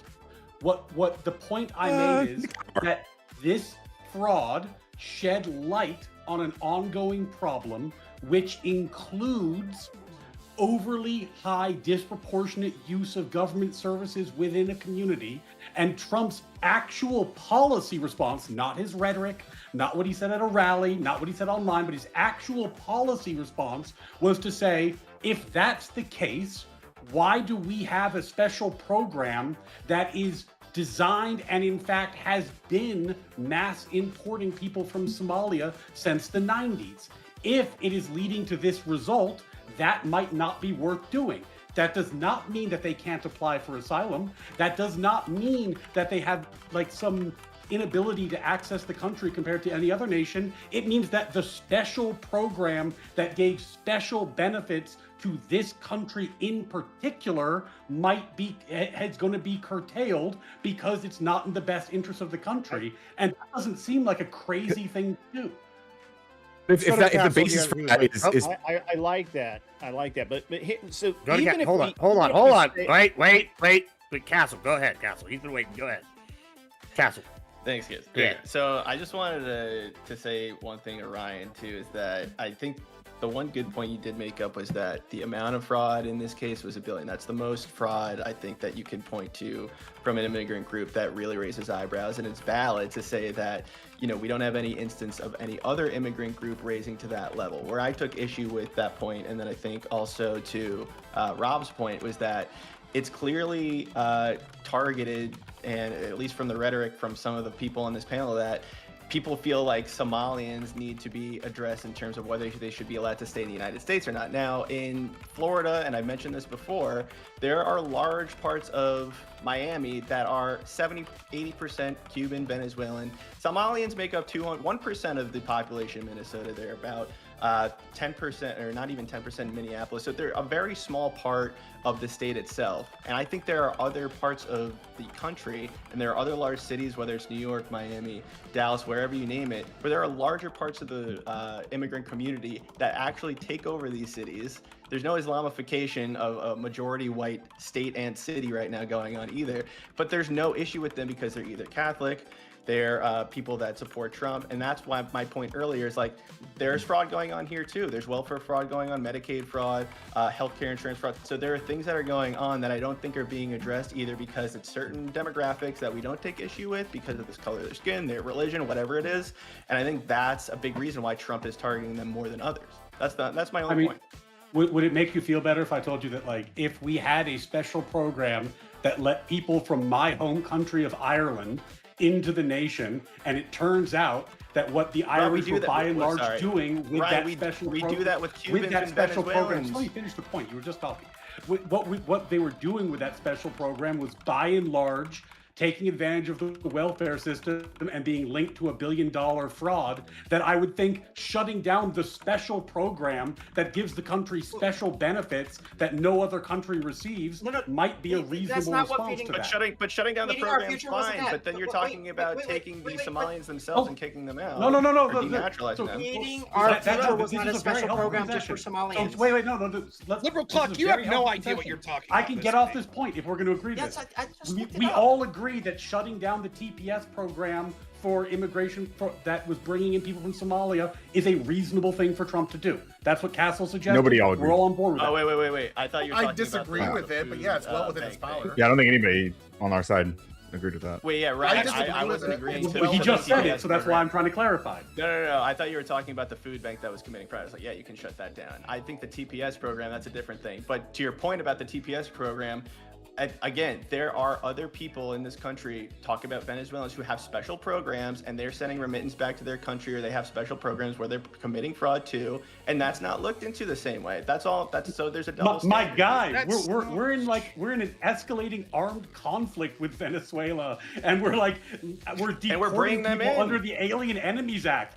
There is no group Do you know in the how country many people? getting more you know how many scrutiny than Venezuelans Venezuela. live in Florida What right are you now? Who are talking coming over here about? for protected status? Cubans? I mean, Come on. There's two things to say about this. First thing is, what we're saying and what Liberal Cluck's not understanding here, right, that goes along with this is there is a hyper focus on Somalian community for various reasons. One, the program that Ryan's talking about, that they get special status to come in. Second, because their culture is vastly different. Ryan, what's the name of the exact program that allows the Somalians to come over? It's From called TPS? TPS. It's a program that was it started in the 90s because of the various famines in Somalia. So when you hear liberal Cluck say that's not what feeding our future was about, No. I will fully admit that I was misunderstood. I missed that part of the conversation, and I apologize. Okay, so what we're saying is there's this hyper focus on Somalians because yes, they are vastly different culturally. It would be less of an issue if there were cultures coming in that were very similar. For example, if there were groups of Canadians that were balkanizing in cities, we would say, yeah, their culture's very similar to ours. We don't really see a difference. That doesn't make you racist to notice that there are things like people that are into Islam a lot and from cultures where crime is one of the top 25 worst crime countries in the world, where the average IQ of a Somalian, I think 68. That means that the average IQ of a Somalian this is the average, would qualify for mental retardation What I in don't the United understand, States. Rob, I just don't understand why this is relevant in the context of this fraud case that we're talking about. It's relevant Because it is collective guilt. It is about collective guilt, and they keep admitting it and then pretending, and then they kind of shimmy and pretend they're not. Let me just say something right now because Ryan. I'm gonna Wait. Let No, Rob Rob, answer, and then Tyler's had his hand up. Hold on. All right. Rob, finish, and then we're gonna go to Tyler, and then we'll go over back to y'all. Go ahead. The reasons it's relevant. Yeah, Rob, finish telling us about race and IQ. The reason it's relevant is because your side said you're only focused on this because of collective guilt against Somalians. And we're explaining, no, there are two issues. There are reasons to look at the Somalian community, but the reason we're focused on this criminal case is because the massive scale of this criminal case and the convictions. That's why That we're still doesn't answer my question. You're the That's people still who not brought an in. answer. That still has nothing to do with the people that you're like the TPS thing. None of those people who are like we don't even, I don't even know if any of these people came through TPS. And also, why would shutting this down have anything to do with that? That's what we're trying to ask. Prove that the only reason we're focused on this is because they're Somalians. Go ahead. Wait, you're talking about the victims of this. You literally just outlined 3 reasons why it's good to focus on them for being Somalians. So wait, what? Prove your claim. I want you to prove Rob, your I can claim explain it that to you the right reason now. Tyler, I can explain it to you right now, Rob. Because they're Somalians. Go ahead. Rob, there are okay. 300,000 Venezuelans that we're currently at war with that Ryan just said we were at war with Venezuela that have TPS status. So why are we in Venezuela? I'm so glad you get. Well, they probably want to punish them too. Yes, no. Let me finish the point. Guess what country's TPS status has been revoked? Venezuela, because that's what happens when you have a problem with the they stop getting hold on. It's still in place. Your entire point is just absolutely evaporated. Hold on, we're gonna go to Tyler after all these countries exactly the same. So Malali's still right. Tyler, go ahead. Hold on, Tyler's going over. They can still come over other ways, but their TPS status was revoked, and then Kristi Noem at the SCOTUS level won the case to be able to deport 500,000 people that were brought in from Biden's potentially illegal visa plan. Anyways, that's to clear that up. To go into my you can't just make shit up. Yeah, Trump clearly is doing this because of merit-based immigration. This is 100% compassion-based immigration, the thing he ran against in his first term, ran against in his second term, and put all sorts of legislation and executive policy in place to shift toward merit-based immigration. We're weaponizing stupidity or making the racism in the gaps is the argument being used right now, and it's tea leaf reading. We know why he's doing this. He's ran on it. I just take his word for it until you have proof of something else. But 92%... and that's it. Oops, sorry. 92,000. That's exactly the point. You're like, You're right. That's exactly the point. The point is there's a focus on Somalians and other communities, mind you. Remember the Haitians, right? There was a focus on them as well, and it's because of this merit. Yeah, and JD Vance acknowledged he was lying. Trump, he did not acknowledge he was lying. That's an absolute lie. I'll be happy to talk about this in a second. However, what we're saying is Trump has this overarching argument about we're bringing in people from basically shithole countries. In other words, what he's saying is people that are a net drain on the system. You all make the boisterous claim the only reason we're focused on this criminality is because Trump talked about these people. And how does this mean that you're more likely to commit this sort of fraud if you're Somalian? No one's saying that. We're saying there are reasons to be skeptical of if it's good for our country to mass import Somalian people, and there is this fraud case that we're talking about, but no one has made the argument that being Somalian makes it more likely that you commit this exact type of fraud. That's what. Hold on. No Let me one's get made that. that Hold on. Let me get. I finished my statement here because the mass importation. Ryan brought this up. I was ready. I want to go at Ryan here. He's my foil. 92,000 Somalians have been brought into the United States based on low estimates since the 90s. That's 35 years. 92,000. doesn't in whole. To say it's mass importation is a little bit crazy. For me, it's a little bit of a stretch, but we do this. We have a ton of wealth in the United States, and just like my boy Daniel Penny, I want to use my government to protect the weak on the world stage. Israel, Russia, and I want to protect the poor people and the poors and bring them in. These savages, these barbarians, these troglodytes from Somalia, they come into the United States after 2 to 3 generations. The IQ balances out, the productivity balances out, and with Hispanics in particular, when you bring them in, within 2 to 3 generations, they start identifying as white. So all the people that are worried about white replacement, there's your numbers coming back up. Like, we import these people within 3 generations. They are great members of society as long as it's done legally. Prove that about Did you mean Somalia. to say Ukraine? Did you mean to say Ukraine, or did you include Russia in the poor and the downtrodden? I meant to say Ukraine, I'm sorry. No, it's much funnier the other way. We should have a bunch of Russian refugees because of the poor downtrodden. You know, it's just rough over there. Okay.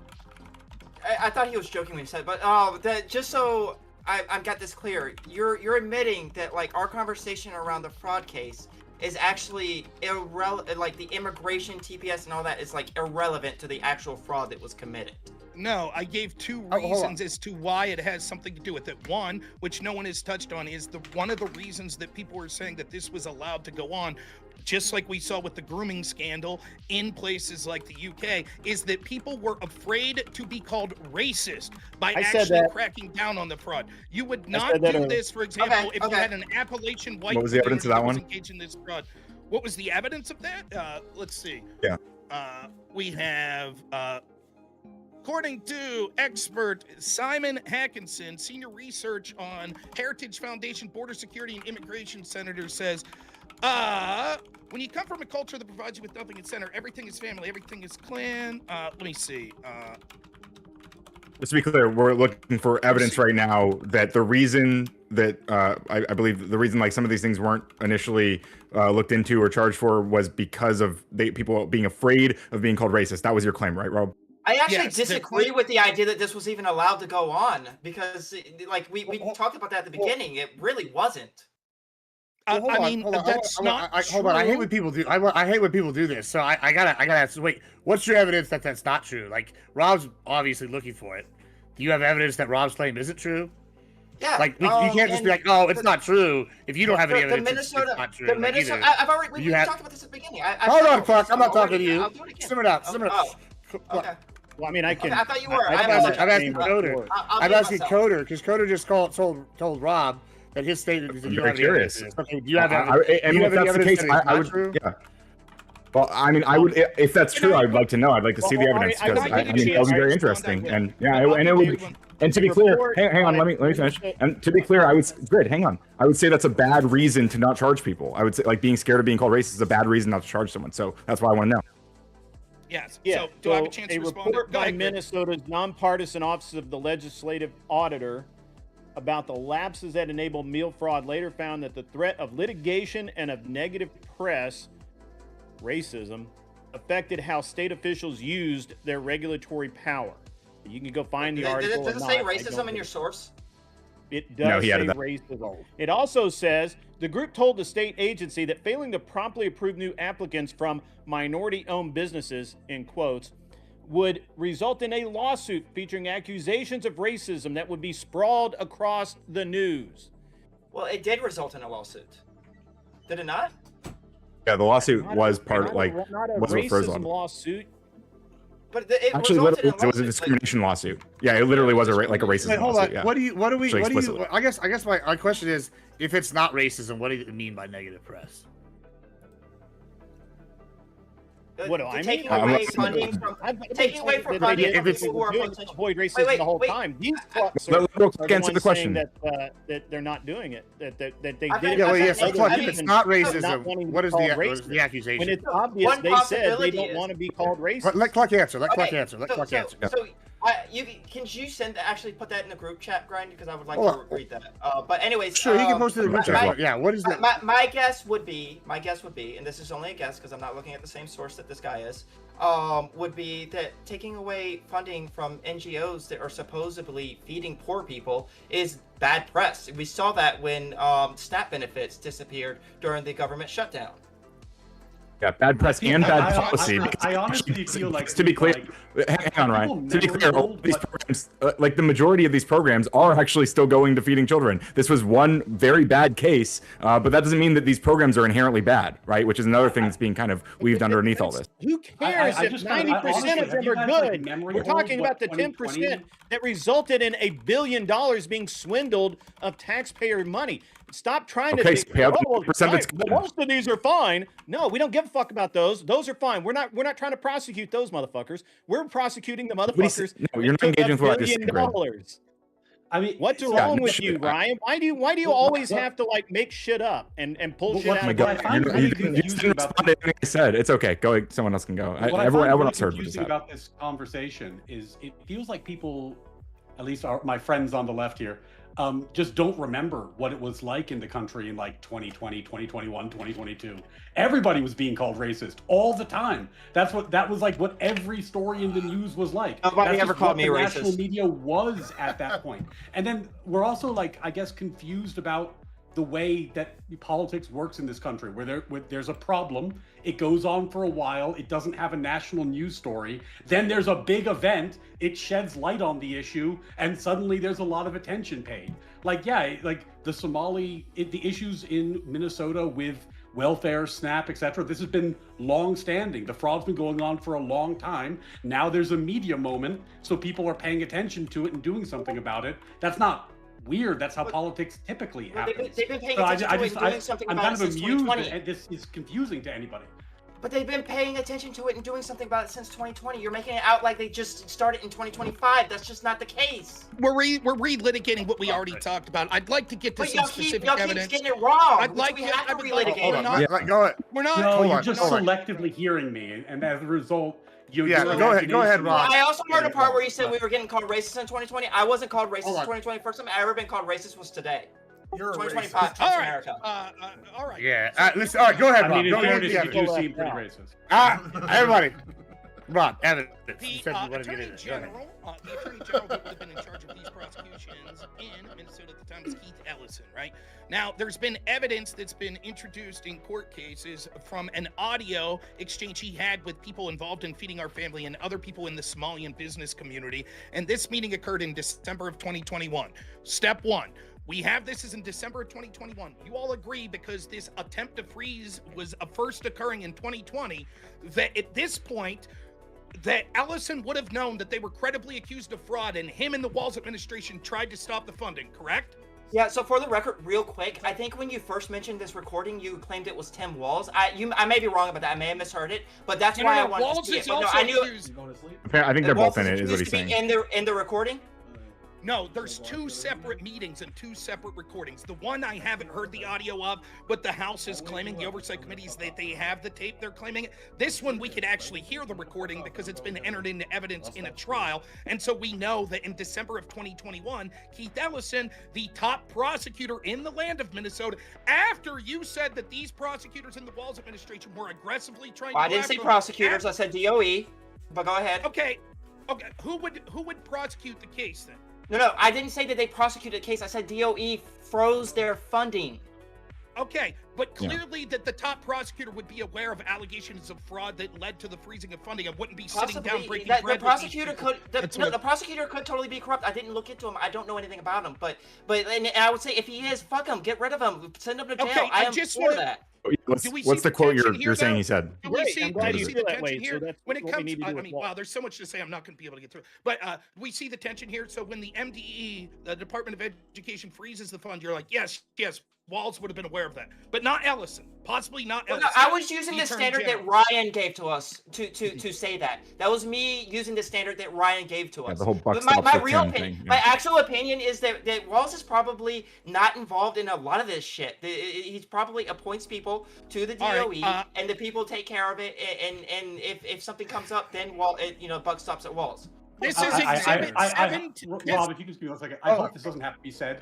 My standard is a political standard. Rob is talking about a criminal investigation. Those are entirely different things with entirely different standards. It's a fine standard, Cluck. I'm sure you have the same grace This is for Exhibit 710, introduced by Amy Bach's defense attorney, is this audio.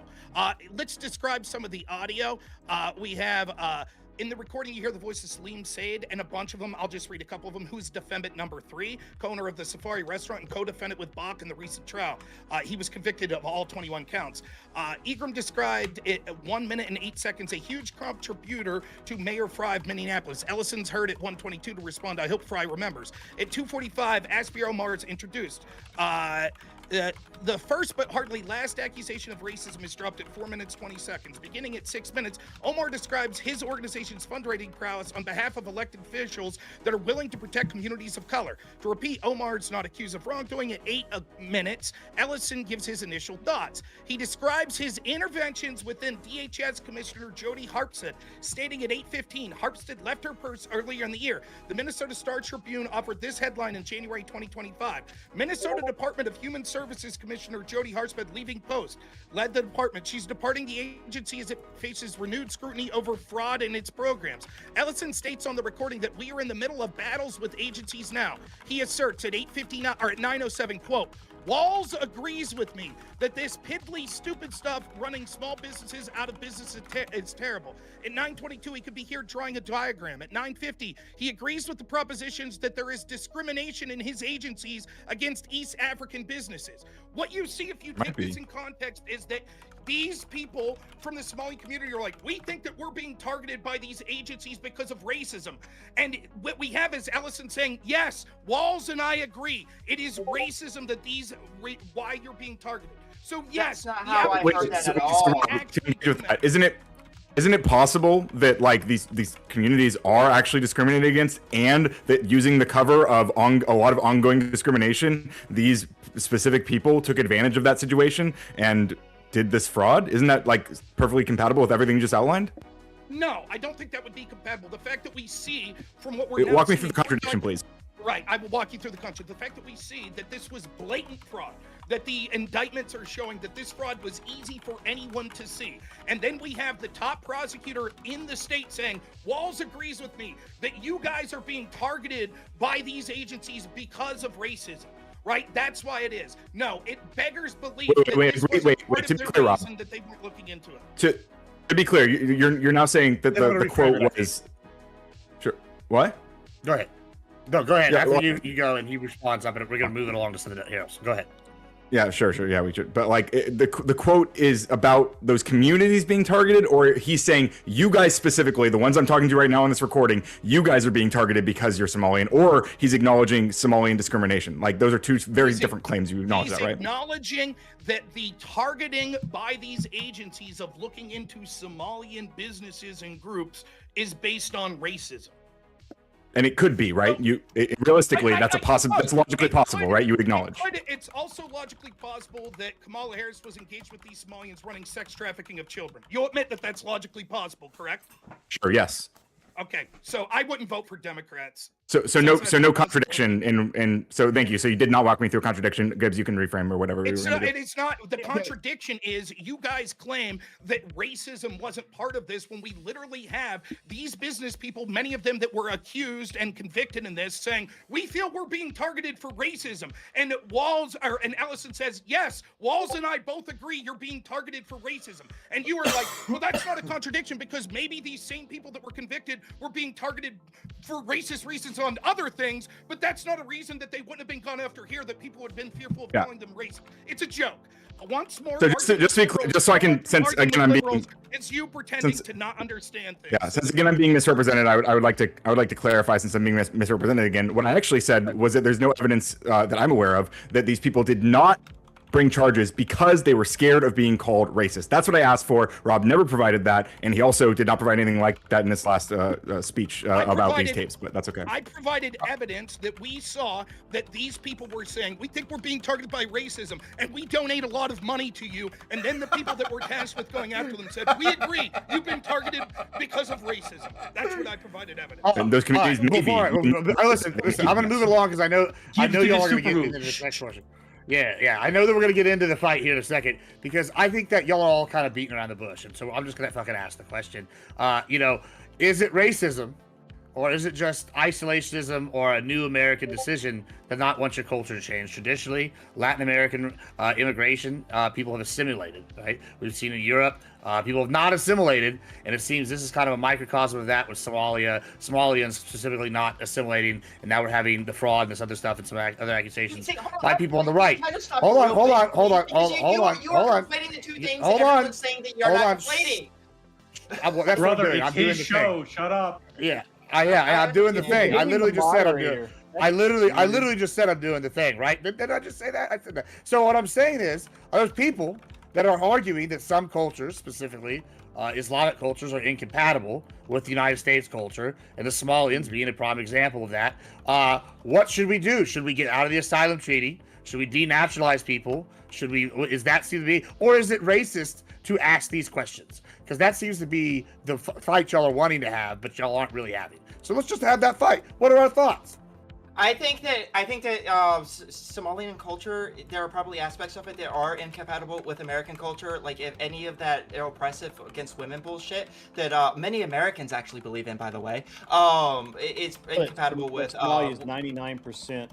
With Sunni incompatible Islam, right? with So and groupers are 100% definition, like they that. believe in all the So stuff that you and don't like. groupers are 100% like that. So anyways, I think those aspects of their culture is incompatible with American culture. But I disagree with the idea that these people don't assimilate. I think they probably do assimilate, and I do not think this fraud case has anything to do. An example of where they've assimilated?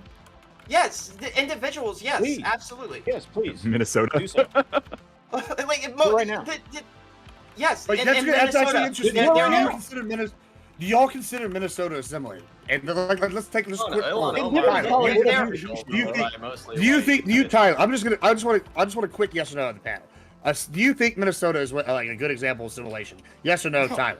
No. No. Okay. No. What about you? Cassell. Who's? Oh, Cassell. you're pointing the wrong Oh, direction. backwards. Yeah, you're It's mirrored. mirrored on your. Oh yeah, my bad. It's not mirrored for me. Okay. I would say for a majority. Just yes or no? Probably some folks who aren't. All right, yeah, sure. Right. This isn't a yes or no type of answer. Like, Probably. give Hold on, Yeah, just real yeah. fast, motherfucker. I'm gonna mute you if you keep it. We're doing the thing. Yeah, I just. go ahead. Okay. Yeah, I know. Ryan, go ahead. You, Ryan. Assimilated? Yeah. Yes or no? Other Ryan. Wait, You assimilated, yay or no? Not a good example. Which one's other right? There's two. Okay.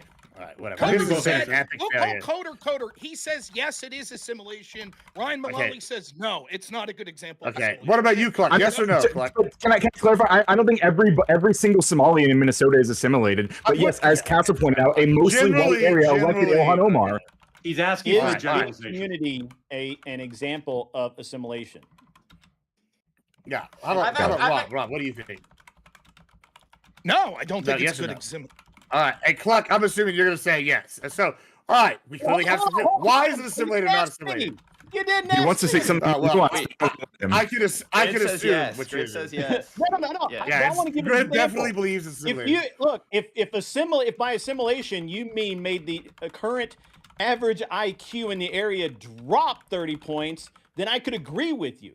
Because I actually data shot or you Tyler just the like other talking night as because we usual? were talking about this, and I said, look, it's a simple fact. 99% of the of Somalis are Sunni Islam, and their culture is a culture of cousin fucking, and that scientifically drives down your mental health and your IQ. And what did you find when you looked that up, Tyler? 48%. 48% of Somalis are some either first or second generation born, or first or second cousins in a relationship with first or second cousins, or the result of a relationship. Fuckers. 48%. My God, they might as well be Mormon. In the Grid- U.S. or just in Somalia? Yeah, in Somalia maybe, but I don't. Is that So true of the if immigrants you here? drag down the Just local general. population's IQ by 30 points, you cannot assimilate into our culture. Grid, that's the most Yeah, American so thing you that's- could possibly that's do. about- I want to ask you about that specific claim, right? So you're telling me that they're dragging down the what is the average IQ of Somalian immigrants in the United That's States? a You know, Tyler question. I'm not a walking Well, Rubik's Cube. it might be a Tyler question, but you're the one making claims based on that idea, right? You're the one making allegations about that specific value. What do you It's think a the question. all right, so You you know what, don't know the answer, right? hold You on. just What do acknowledge you you don't know think? the answer to What that. do you think? Just I think you were talking out of your ass, like, and you were saying that all You these think I'm people are talking dumb out of and my like ass? you because Okay. you're racist. what do you think the average Somali IQ is? I have no idea, but I wouldn't claim to, What and I about- wouldn't claim would to you say that guess it's about running down 85? the I'm average gonna see. I soda have not to 30 talked to points Tyler like you about did. this, but I bet Tyler's going to find it's between 80 and 85. First Is generation. there something wrong with Coder's mic? I don't Yes, like. yes. I can't. It's popping and crazy. I can't understand anything he's fucking What saying. he First turns it up generation- so much. Has it been doing this whole time? First generation, there's almost No. no difference between natives of Somalia. Second generation, we see a steep incline in education and productivity as well. Wow, I a put that in the- simulation. That's crazy. I put that into the Discord. Yeah, let me answer Gibbs' question real quick because Gibbs, no, it's not racism. It's xenophobia, which I think is a perfectly fine thing to be, especially if you're somewhat of a natist or a nationalist. I'm a pretty big U.S. nationalist myself. Back when the Democratic Party didn't hate the United States in the 90s. So this is American culture. Franklin didn't want the Papist Catholics in here. We see from the historical document, Gangs of New York, that the Irish had a hard time coming in here. Eastern Europeans faced a ton of discrimination coming here, not just from nativists, but from progressive eugenicists that wanted the Nordic model, which is West or Eastern Europeans. So the Jews were denied fleeing the Holocaust. This has just been the way it's always been in the United States. And you see that in parties that take power. When your party takes power politically or culturally, you start doing things to solidify and keep your power in the long term that might not be the most democratic in the world. So, like, this is just human nature to say this is our slice of the pie, and these new people are going to take a little bit of it. Well, it could I be human agree nature, with but that, it Tyler, doesn't but mean it's that not it's a good necessarily thing. a good thing. Right, it's not necessarily a good thing. Yeah. That's So what I should was we gonna leave say. the asylum treaty and not accept any more refugees? No, If that's the we case. For should stay I Somalians don't like that. particularly, or refugees. just anybody? Jews during Holocaust, in general, man, or I both. don't like that. I think we should stay in. Maybe a little bit of tweaking to it to make it not so abusable. But yeah, I don't like that. Or like put I like a agree. I temporary would hold agree on with, like- refugees for 50 years or something. I would totally agree with like a good faith conversation about how we can tweak the refugee asylum system in order to make it not so abusable for people who just want to come over here for I can tell economic you how. Purposes. That is a reasonable thing. I can I tell have you a feeling exactly I'm how. going to disagree So with it. But go ahead. Bill Clinton signed a cruel and unusual punishment deal with somebody, or maybe it was a treaty. That's what we need to leave because that's what Obama used as his legal mandate to open up asylum to the abuse that we saw in 2009 when he issued that memo. After that, that's what Joe Biden also used. What they did was they took reasonable fear, which is a new category they invented, and downgraded the requirement to prove reasonable fear. Trump has the juxtapose, which is justified fear, I'm pretty sure it is, the justified fear asylum clause, and that would be one that actually requires the burden of proof. So the reasonable fear, if they came from Clinton's a cruel and unusual punishment treaty, that needs to go. And we can do a lot without leaving the asylum treaty in addition to that. Like, for example, we can create centers or require that people stay outside the borders while their asylum applications being processed in certain instances. Particularly, we can focus on issues where the asylum seeker has crossed multiple countries to get to the U.S. So, like, the idea being, if you have a fear of your home country, but you've crossed 6 or 7 countries to get to the United States, why are you seeking asylum here as opposed to in any of those other places? So there's a lot of ways that we can tweak it without leaving the asylum treaty. And the Trump administration is doing some of those things. The issue Well, is you think that of like having those kind of fixes can be, they're executive policy fixes. So the next administration can just reverse it, which is what ended up happening when we went from Trump to Biden in the first time, that all the policies that were meant to limit immigration and limit asylum seeking then get reversed and the floodgates open again.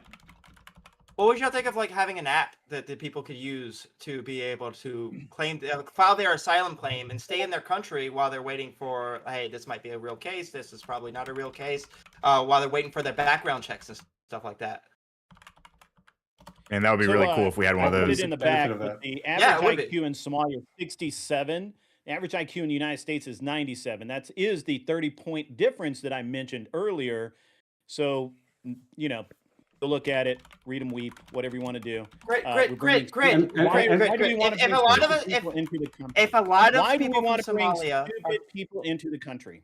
if a lot of people from Somalia are coming in through refugee status or TPS, they probably are coming from countries where they're not able to get the education and especially if you're coming from a Education country has where you don't nothing to even do let with you, Of especially course if it you're does. coming, Are you this stupid? especially. Have you had your IQ tested? IQ has nothing to do You, with you think education. Somalia has? Hang on, Greg. You think Somalia has the same like robust IQ testing that we have here? It was performed by an international agency. Ooh, pow, pow. Point, Well, counterpoint. wait. So Wait, so are you saying this is come all on, just like you guys they're just genetic? admit they're stupid people, Wait, are and you we saying- don't. wait, We should not be Greg, importing are you saying more this is stupid all people genetic? I don't into think- the United Greg, States. There Greg, should yes, be. there's all genetic. We should not They are, drag down absolutely our are. average IQ to make you feel Well, better. Let me Right, ask yeah, you this this. is The all lefties genetic. here. policy I based believe all the shit you're saying. I will say Let's that go a to Rob. lot of it is genetic. In fact, we can see there is direct correlation to societies that allow inbreeding to the lowering of IQ. We see this all across the world. The more open societies are, particularly those that are Islamic, that say that it's okay to marry your cousin, and the countries we see where rates of cousin marriage are very high, we also see that there is an almost direct correlation to all sorts of negative consequences, including low IQ. The data on this is Okay, guys, quite is it legal stark. to marry your cousin in when Minnesota? Lowers your IQ. When the second and Is it legal third to marry your cousin in generation of these Minnesota? people, okay, when the second and third generation of these people get higher IQs, where does that come from? Well, it could Magic, be apparently. several You're married reasons. with smart First off, people. let me see that proof. Let's see. So they're breeding Magic with the soil or white whatever. stock, We right? actually don't know that let happens me see. because Blah, we blah, don't blah, have the blah. proof. That's fine. Let me see the proof of the increase in IQ from third generation Somalians. Go ahead. I mean, Tyler was the one that said it. I don't actually have. I have a question for the Alright, lefties. Willing to look at I that put it- evidence? people- I tagged you in the I- group chat with it. Well, so I have a question for the lefties. The right, or the people on the right here have brought a litany of reasons why they don't think we should be bringing these people here. What are the benefits other than like, oh, it feels good to like save people from a war-torn country? What benefits is it bringing to bring this group here? Because it seems like fraud is a problem. Seems like higher crime rates. Well, it's not. It's not a Seems like problem. education, it's not, IQ. It's not a problem amongst the population. But go ahead. Yeah. Okay, well, it 80 seems like people out of 100,000. okay, this is a problem. We have a group that we brought here as refugees. 81%, we know that's the number, is on welfare. You don't see that as a problem? That 81% of these people are welfare, they're not contributing, it's a net loss?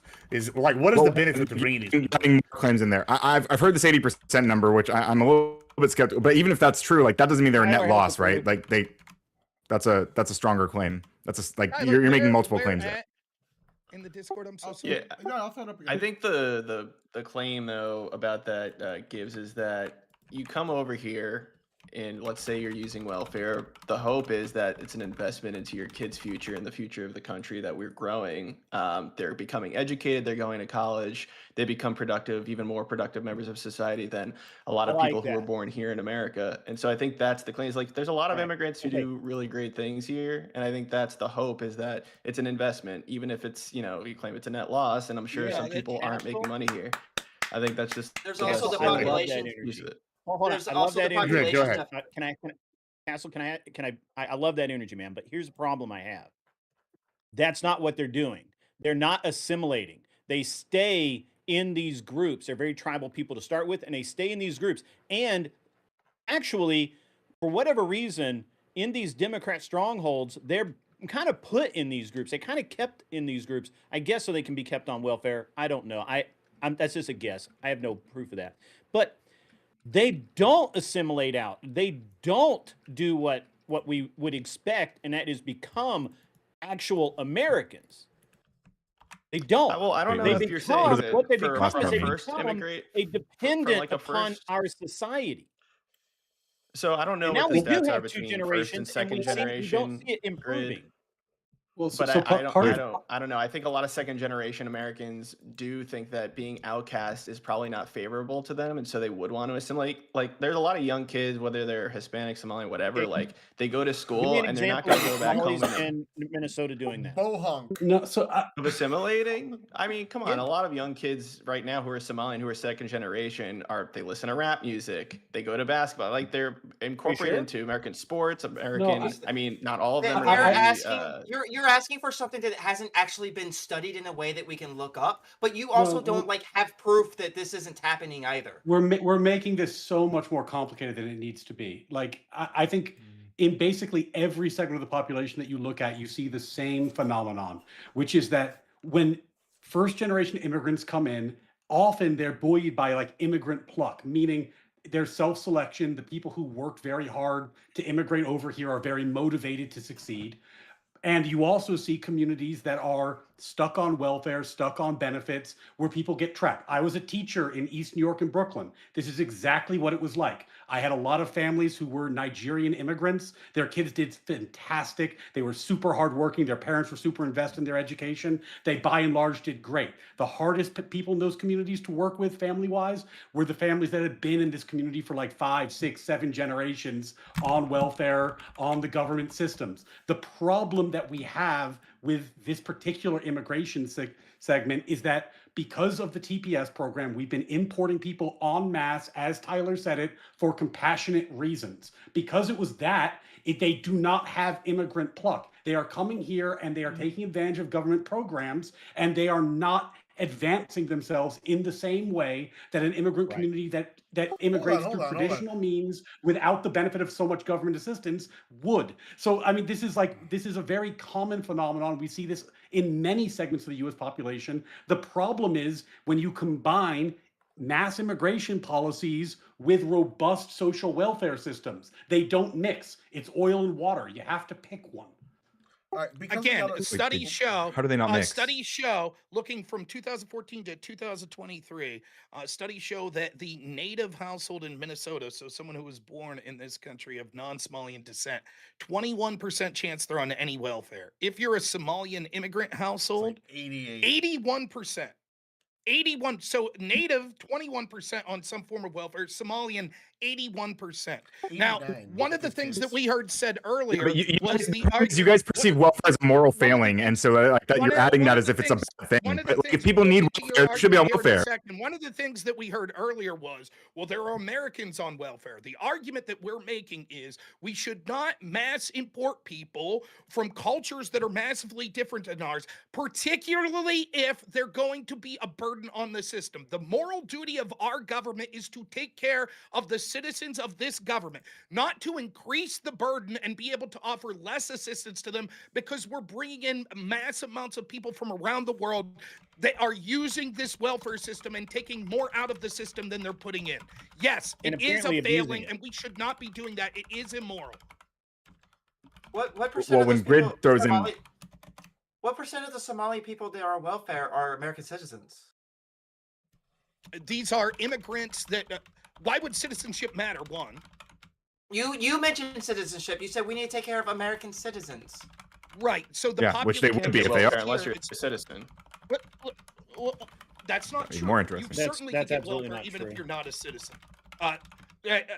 Secondly, right, the idea is that our government's supposed to take care of the people of this country. We're not supposed to intentionally import people and then say, oh, now we'll give them citizenship. Oh, now they're citizens, so now it's treated just the same and we have to give them welfare. No, instead what we should be doing is stop if they are, hang on, if they're an immigrant, Rob. Can you control yourself?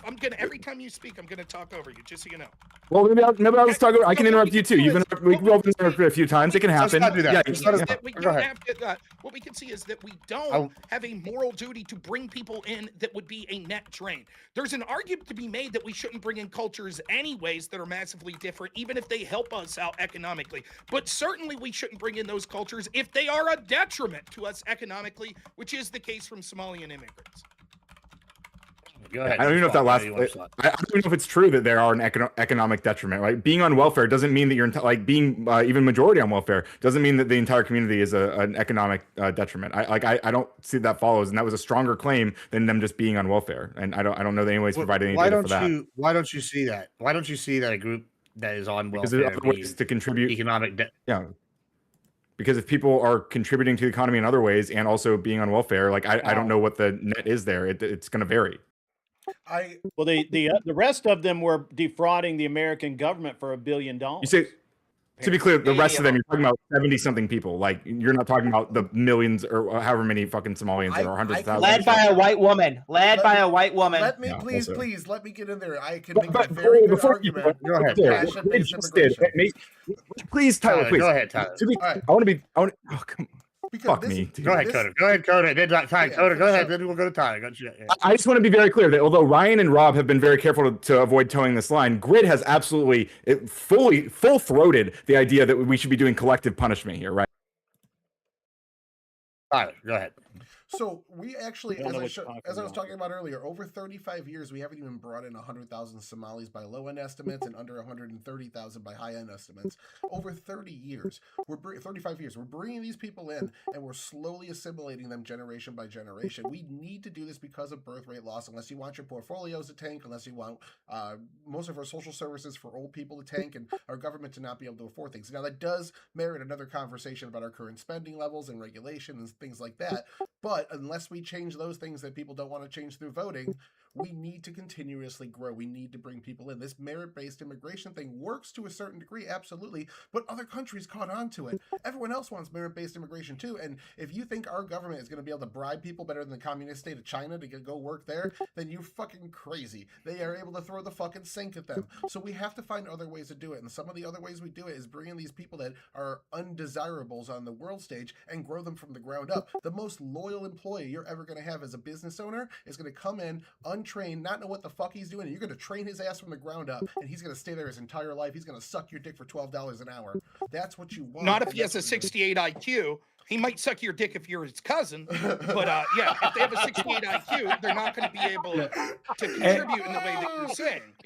And if you're a Tyler, Somalian immigrant, this is what they think of you, by the way, just to be clear. Honestly, Tyler, the problem with it is that when we combine immigration policy with robust social programs the way that we have, we disincentivize the American dream, which is the key part of assimilation within these communities. So even what you get is not, there are exceptions, of course, I'm generalizing, but by and large, you're going to find communities that are less likely to get off of welfare, less likely to succeed, because in part they're insular and because they don't have to. That's the problem with it is it disincentivizes people to go out and do the things that make the American dream possible. There are other immigration patterns that are better.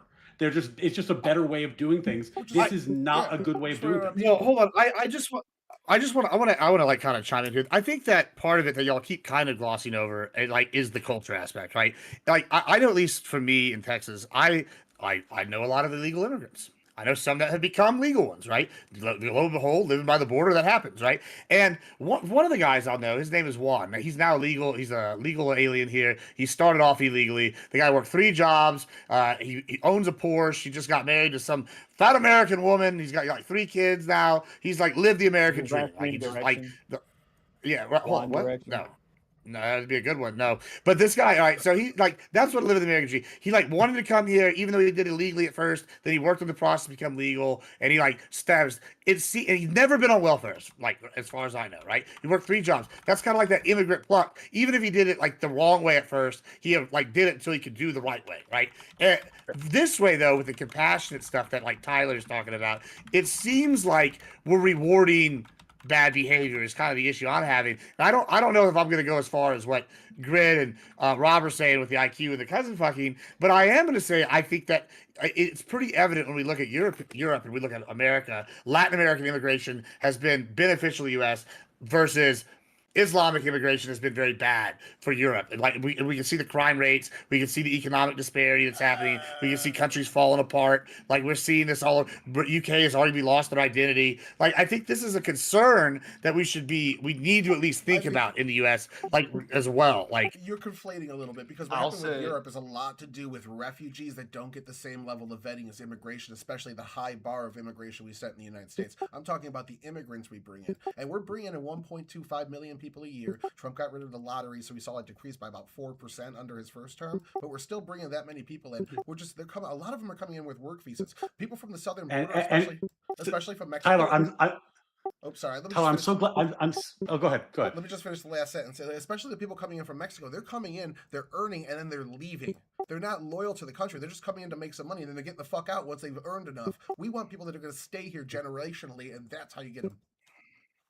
Tyler, Guatemala. I'm so glad you made that point. I agree with you about the difference between refugee immigrants and immigrants that come in from different categories. Are TPS programs refugee? Is that a refugee program? Yeah, Mostly, yeah. And they were illegal. Yes, it is. They were I think it's like Yes, it is. 90%. That's exactly the point I was making. This is the type of immigration program that I agree with you, Tyler, doesn't work very well. There's other programs And we that need work to get better. rid of it. Hey, Biden we abuses don't need to parole do that. authority. I am not going to defend his immigration policy at all. Tyler, So to your I guess point to the about lefties. Go ahead, Cassell. I'll go.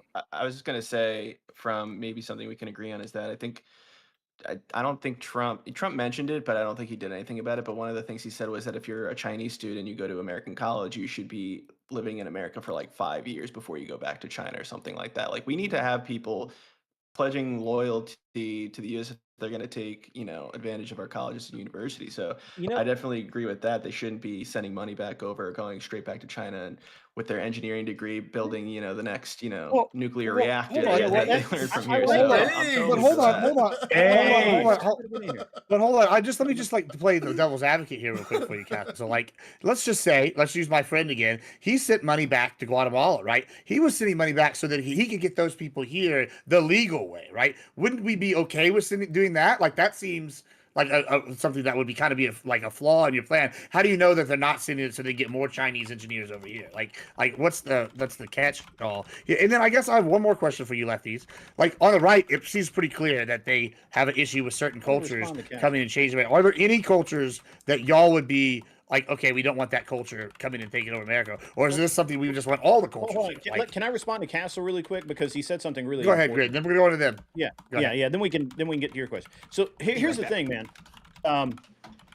It's interesting that when we deal with smart people like the Chinese, when they come over, they have to have a sponsor that can afford to pay for their expenses so that they can't ever get on welfare while they're here. They have to have their tuition prepaid for. They have to have a plane ticket to fly home to be in the country as a student visa. And even on most work visas, they have to have at all times a paid for plane ticket so they can fly home if they have, like, the government decides to kick them out, or they do something stupid and get drunk at a frat party or some shit like that. But we don't require that of these stupid fuckers.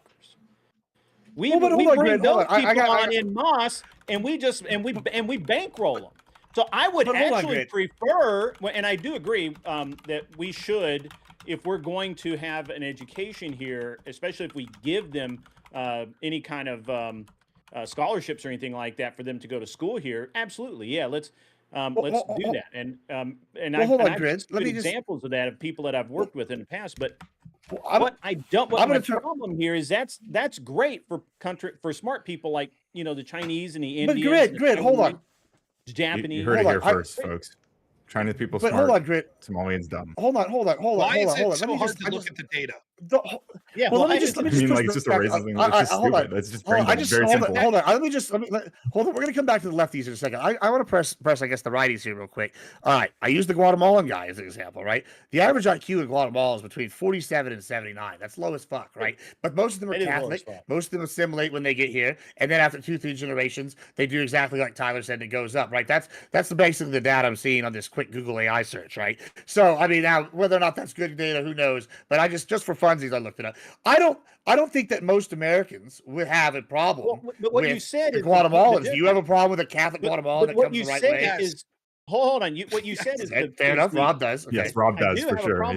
But what you said, the reason that worked for your friend is because he came here illegally and he worked his ass off at jobs that illegally so that he could pay here. The government wasn't involved. If the government had been involved, they would have said, "Hey, you have to have all of these other things to be here." Yeah, but other legal immigrants do the same thing. They work. Hold on. Other legal immigrants come here and work 3 minimum wage jobs too. That's also not all of the. Go ahead. I'm sorry. Go ahead. I guess that was my the thing purpose is of like you Biden's keep open talking about smart border. Illegal people. immigration, you have illegals, they're harder working. That's what you guys want. You want harder workers in this country. If you just I didn't open the say I border, wanted that. you get all I'm the just illegals in. acknowledging what he said, his example. I understand the difference between his example and what you were talking about. What he's talking about, yes, that does happen. I had a couple of employees who were very much the same who came in. And by the way, I had just, when I was in California and I had the shop there, I have more people who came to my shop wanting a handout and expecting to them blackmail me because they didn't have papers. They were just going to get me to hire them in, and then they would blackmail me because I'd employed an illegal, and they were going to basically ask me for more and more money. We got rid of those guys, but we had just as many bad examples of Latinos from south of the border than I had good examples of Latinos south of the border. So while I will acknowledge that, yes, that does happen. What Gibbs said, absolutely, it happens. But it's I and guess it's you great. need bodies, is what I'm But it arguing. was Like, illegal I from guess the you need bodies start, to work and minimum he wage didn't jobs get and other welfare, shit. and he didn't get, and the Go ahead. government wasn't paying for it. In my example, where people came over legally, they had to pay their own way. What the problem with these Somalis and some of the others are, we are paying for them. Taxpayers are paying for them, and they're not the best and brightest, and they don't come here and get jobs, and they don't work in the fields, and they don't do any of that shit. 81% of them sit at home and collect welfare checks. Whoa. And that is Well, that, bro. No, Hold on. that. Let's If let's that's be what clear. you describe as Rob. American, you don't have a Welfare set is of not mean they goals. don't work, right? Greg, Can I you acknowledge that answer being on what you don't have to Gibbs' not work to be on welfare, right?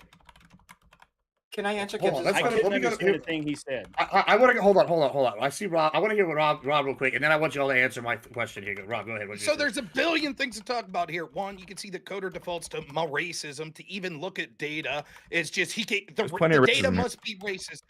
Are the international human rights groups that measure international data racist when they talk about some countries having people that have lower race IQs than others? Are you accusing them of racism? Interesting. What? No. Okay, you're not accused. So therefore, it's not racist. Wait, to no. look at the Well, let me actual explain what I was credible- calling racist. I think I might be having connection issues, but what I was saying is racist is when he paints Somalis as dumb, like just all dumb. Like that's what Grid was saying. That was racist. No, I don't care if it like again- the IQs might be lower. You guys have a lot more value on IQ than I do. I think there's a lot of other factors than just genes, which I didn't know I was on a panel with a bunch of race realists, but I mean, it is what it is. Hey, you're acting like a real Somali again- right now. Yeah, and what it is one of the signs of low IQ is people, when you say, here's something that's true on average about a collective group, and they say, but I know someone that doesn't fit that group. For example, if you say men are usually taller than women, Not what and I- someone says, but I know a woman that's 6'3", that's what Ryan's doing here. No one is saying that every Somalian is Except for it's stupid. not. We're saying that on base, people that come from Somalia have this average IQ, which is one of the lowest IQs in the world.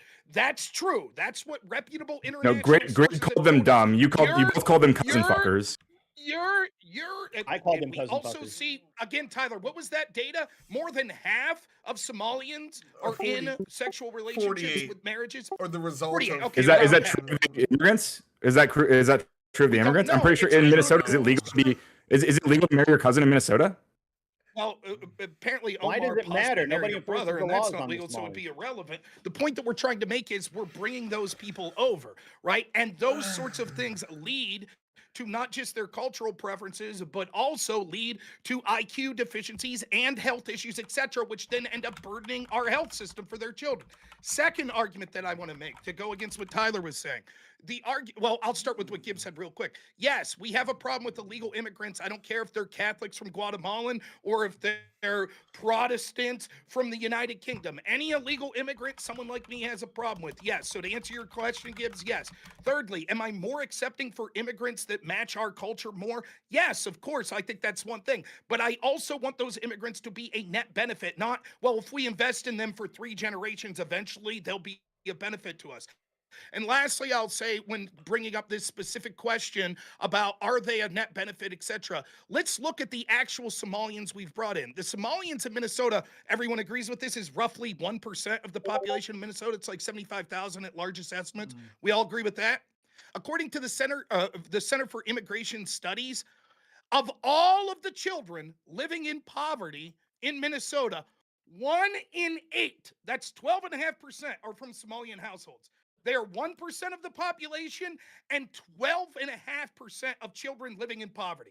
This is not a population that is in net benefiting our country. These are that's why 80% of them are on these welfare systems, because they're in poverty so much beyond what the average Minnesotan is. They're I mean, impoverished, and you're like saying this is like a character failure. You're saying this is a bad, like it's bad for anybody to be. I agree, it's bad to be in poverty. It feels bad. It feels bad to be in poverty, but it doesn't mean that it's like blaming, like you're assigning as a moral. No, the point he's making is that we've created, and by we I mean the country, through the TPS program, has created a population that is set up to fail. They're imported in large numbers. Tyler, we can call it mass or not. It doesn't really matter to me. We import in large Well, can we stop numbers, with the first given robust social safety net, I guess and not. it is not working very well. The data suggests it's Well, just so not that's working what I want very to ask. well. So we should have That's what I want we to should ask. Can I end please this address the first program, claim? Like, and can we then engage with it? Am dude, I if you muted? talk over me, no one can hear anything. So just wait.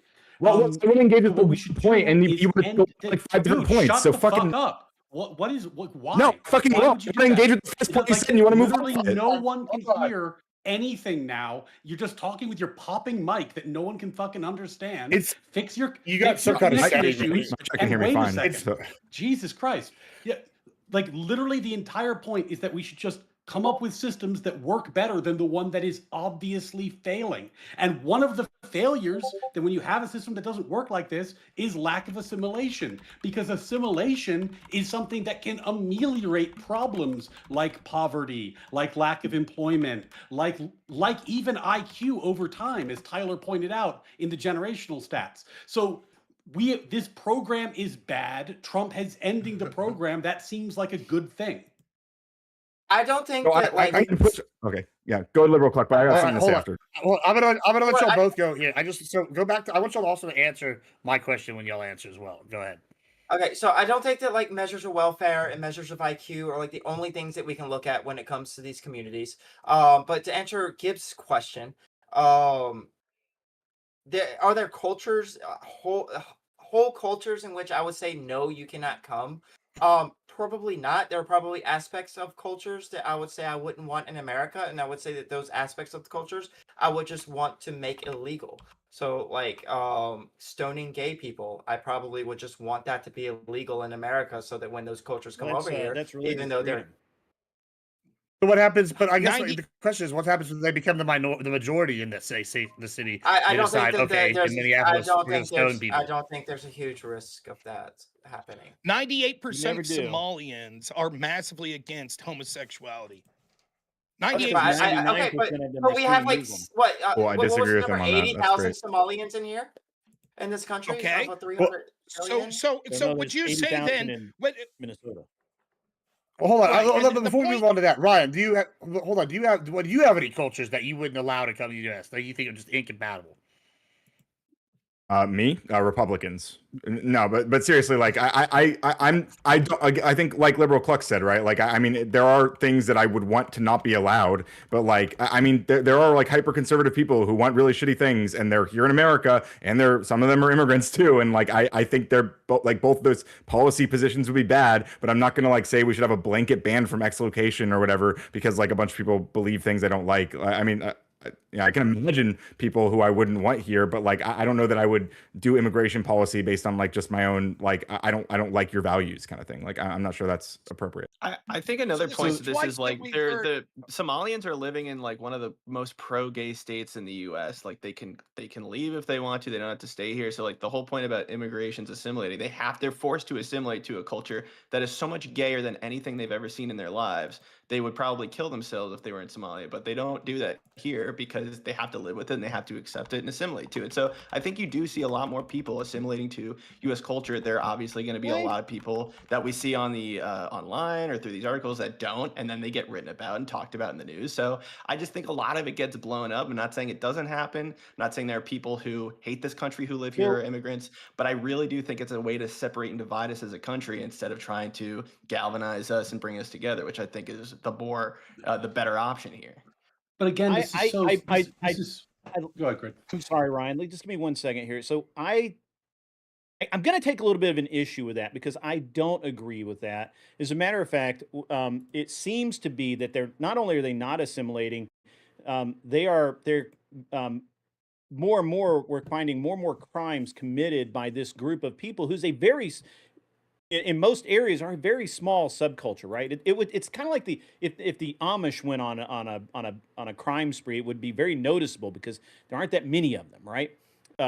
So interestingly, this very week, actually last week now, but within the last week, here in Nashville, where I live outside of Nashville, but a woman was raped to death on the steps of a church by a Somali man who had 16 fake IDs. We actually don't know his real name. He had 16 fake IDs. Or real IDs, depending on how you look at it. They still don't know who he is. I believe they're going to use DNA evidence to figure it out. And this is the culture I don't want. And you can't tell me that they're not all like that because they're all Sunni Islam. They all have the same religion. They all come from the same place. They're all what about that? You all heard it here. Wait. What about that Christian white man? What about that Christian white man that raped to death? That raped a woman to death? Yes, white people do. The other day.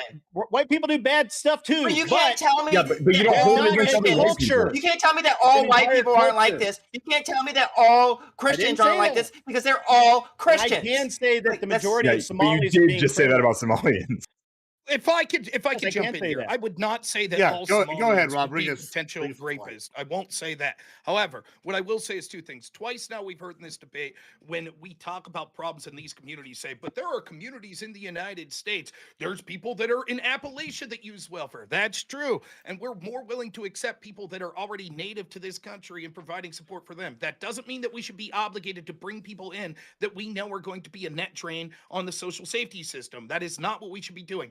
Secondly, although it's true that not all people in this group would be tantamount to being bad, if we only look at our European friends, we can see what happens. Of course, you're right. If we have immigration at low enough numbers, then yes, people are forced to assimilate. However, what we saw with the Biden administration allowing tens of millions of immigrants to come in, including illegals, the vast bulk of them illegals, what happens is as you increase the amount of people from these cultures by the millions, it causes these communities to have lack of assimilation and they sort of ghettoize and balkanize. And what we could see in the UK is people were making the same arguments over there for years that we hear the lefties making here, which is, oh, there's no evidence that these cultures are inferior and they're bad people that are white that do things. Now we see grooming gangs by the scores that are occurring with estimated hundreds of thousands of specifically targeted native British girls by people primarily of Pakistani Muslim origin. The truth is because people were in that situation afraid of being called racist because people like Radical Coder here would say,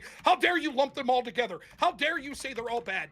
What the price was to feel good about that was hundreds of thousands of British girls being raped. Now we see European countries that were formerly some of the safest countries in the world, like Sweden, have some of the highest rape statistics because they have imported from people these cultures that aren't correct with us culturally and don't assimilate in this ways and have different views on what they think and how they can treat women.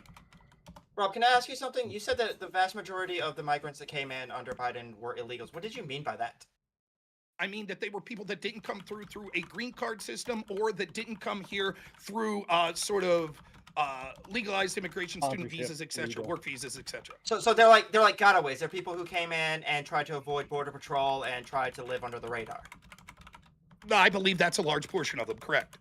Okay, you're wrong about that. That's just not true. But anyways, I can show the data. That's no problem. I've got some questions because you guys are bringing you guys. Wait. You made a claim. What? Let Rob pull up his data. You told him that he was wrong. No, we don't have to wait for it. He can do it while he's talking. Like Rob made like 16 points. Let Liberal Cluck talk for a minute. Yeah, I get at least 3, right?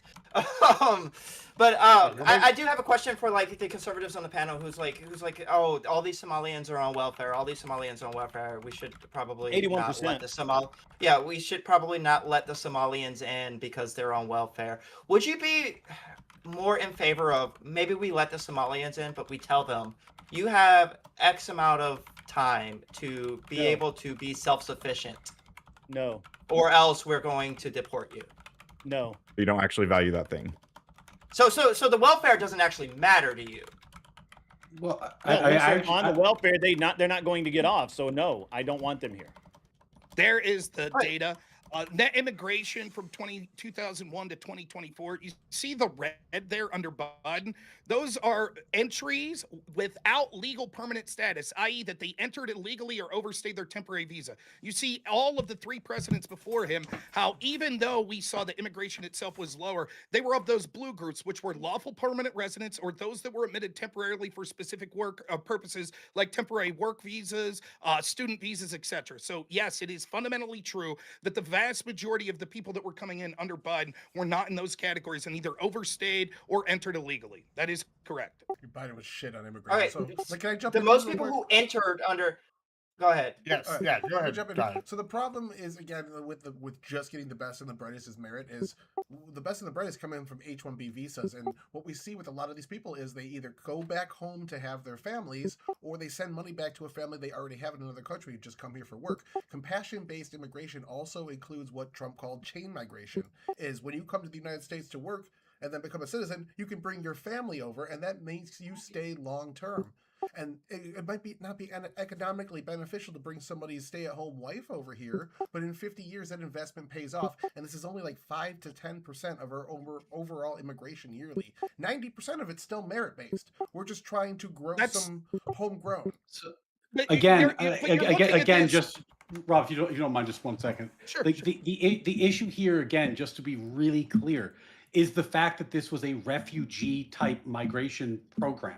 That's where these problems are coming from primarily, because it messes with the incentives. When you have individualized migration, you have people coming and they're trying to come into the country, you can ask them questions, you can vet them properly, you can create a community that's going to not have some of these problems. And there are things in Somalian culture that do need to be vetted. I think there's like a 92% female circumcision rate. You need to Cannibalism. ask people, like, are you going to keep doing Yep. female circumcision when you come over here? We're not okay with that. We're not okay with marrying your first cousin. We're not, or if you naturalize, are you going to vote for Sharia law? Like, these are questions that are worth asking, because, and they're the kind of things you can do in actual immigration programs that work better, but because this was a TPS refugee program, these things are not on the table, and that's a worse system. There are so many ways that these things could normalize and get better over time with a better system, but this system is indefensible. It was illegal. So would you be And, okay with? well, Would you just be I okay agree with? with Ryan Mullally, the good Ryan. I agree with the good Ryan. Would you be okay with a more robust refugee system? We let in more refugees, No. but we are wait. Could you let me fucking finish? You are It screening. for doesn't these matter. things. No, I'm not You are. okay with the I know. refugee I know system. you. Okay, just you don't have to let him in know then, people Grid. Here. It's fine. Hold on, let him I'm finish. asking Sure. Ryan. That is what because Grid he brought up some things that I actually agree with. It's like if you want to screen these people for things that are like illegal in this country. Female circumcision, I believe, is illegal in this country. Marrying your cousin is illegal in most states in this country.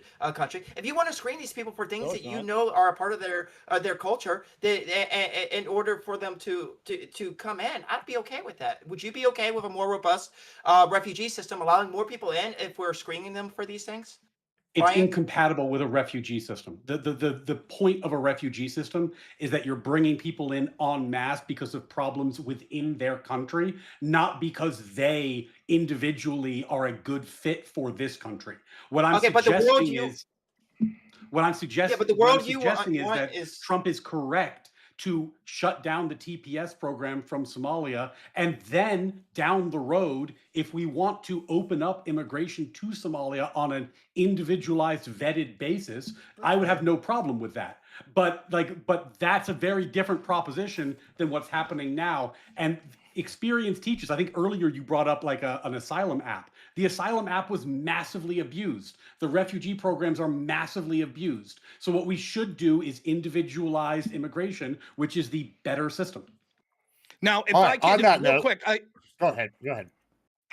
So there's 2 points to make here. I wanted to respond to Tyler with the H-1B thing, but to respond to this first, the other problem is this: we cannot trust our politicians, particularly Democratic politicians. The same Democratic politicians that told us the border was secure in 2021, it was secure in 2022, it was secure in 2023, and then there was a problem in 2024, and it was Trump's fault. Right now, when we see that the totals come out and how many illegals were able to come in here, around 10 million total migrants that came in under the Biden administration in such a short period of time, the vast bulk of those illegal. The problem is when we have systems like this that say, well, what if we had a refugee system, but it wouldn't be abused? What if we did it? The problem is it That's will not what be I said, abused. but okay. Because, no, let me steelman your argument. What if we had a refugee system that had robust vetting and we made sure there was robust vetting? Is that what you said?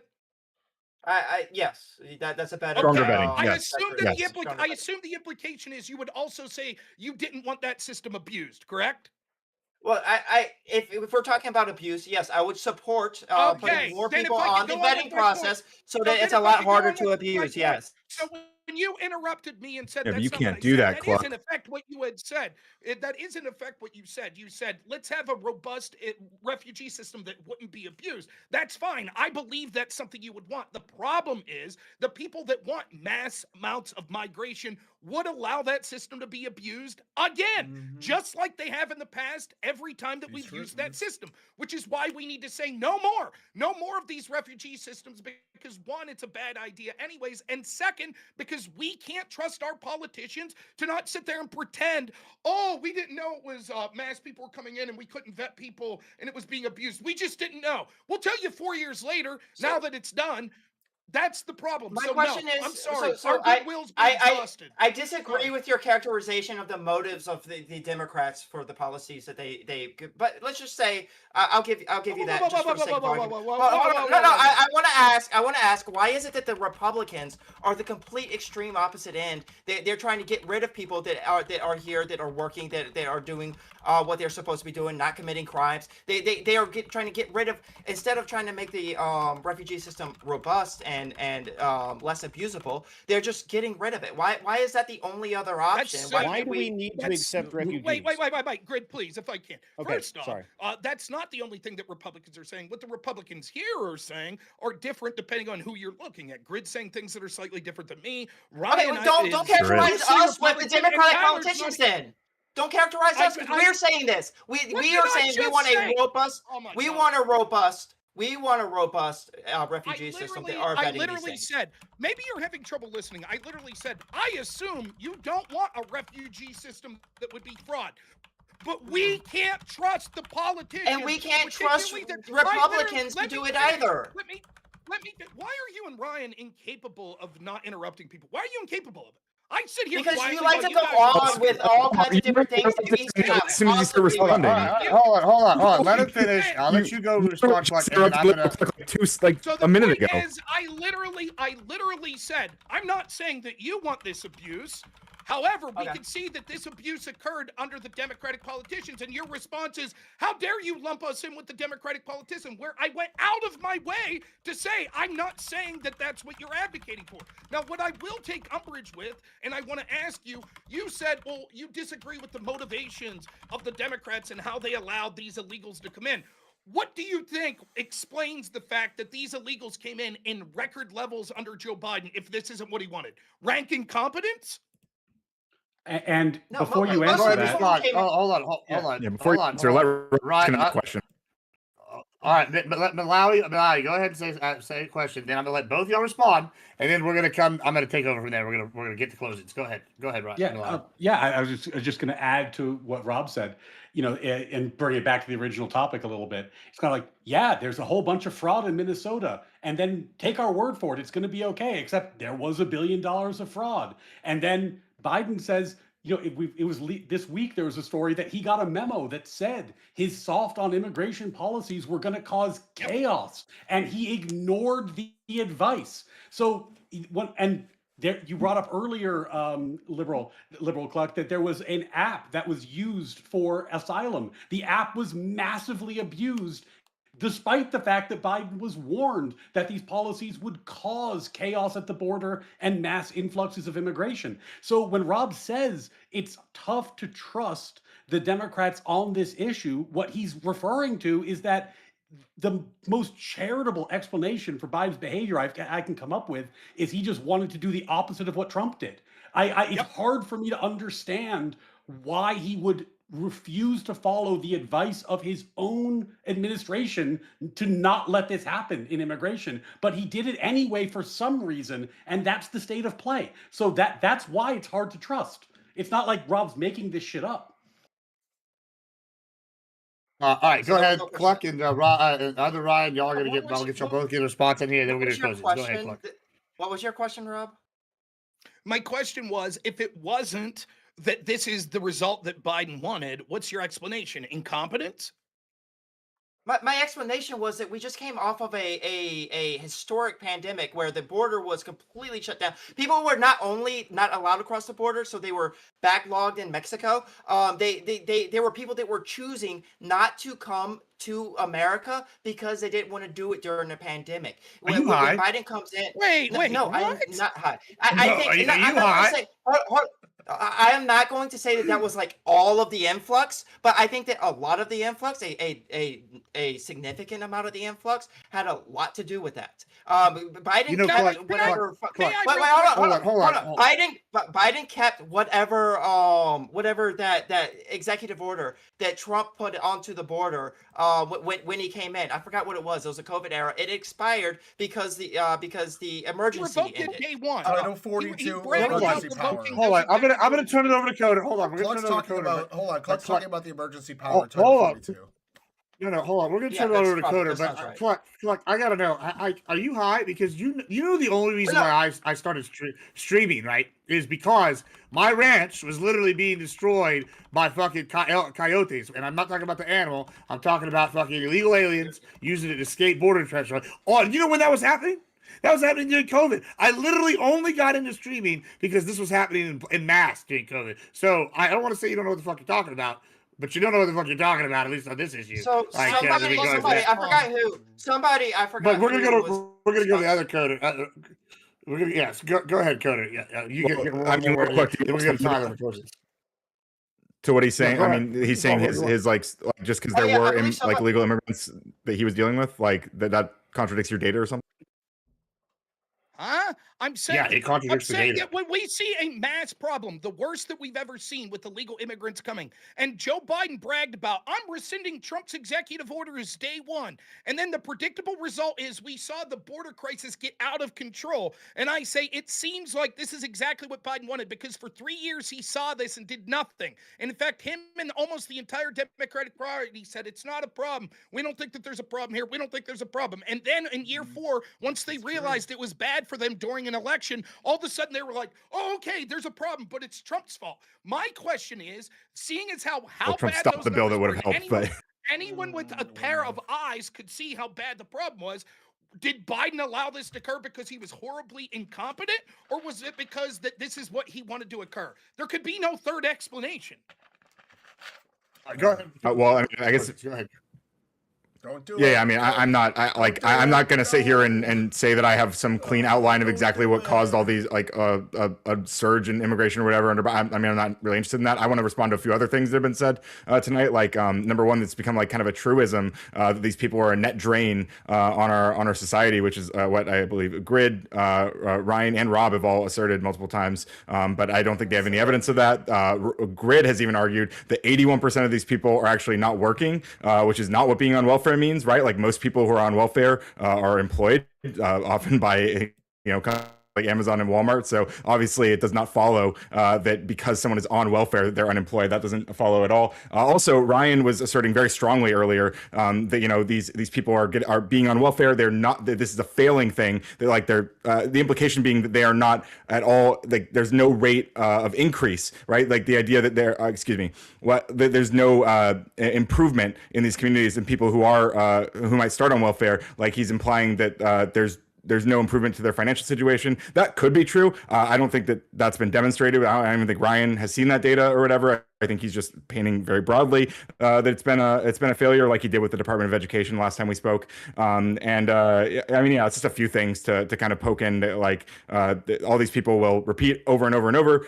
They'll say that. One other thing was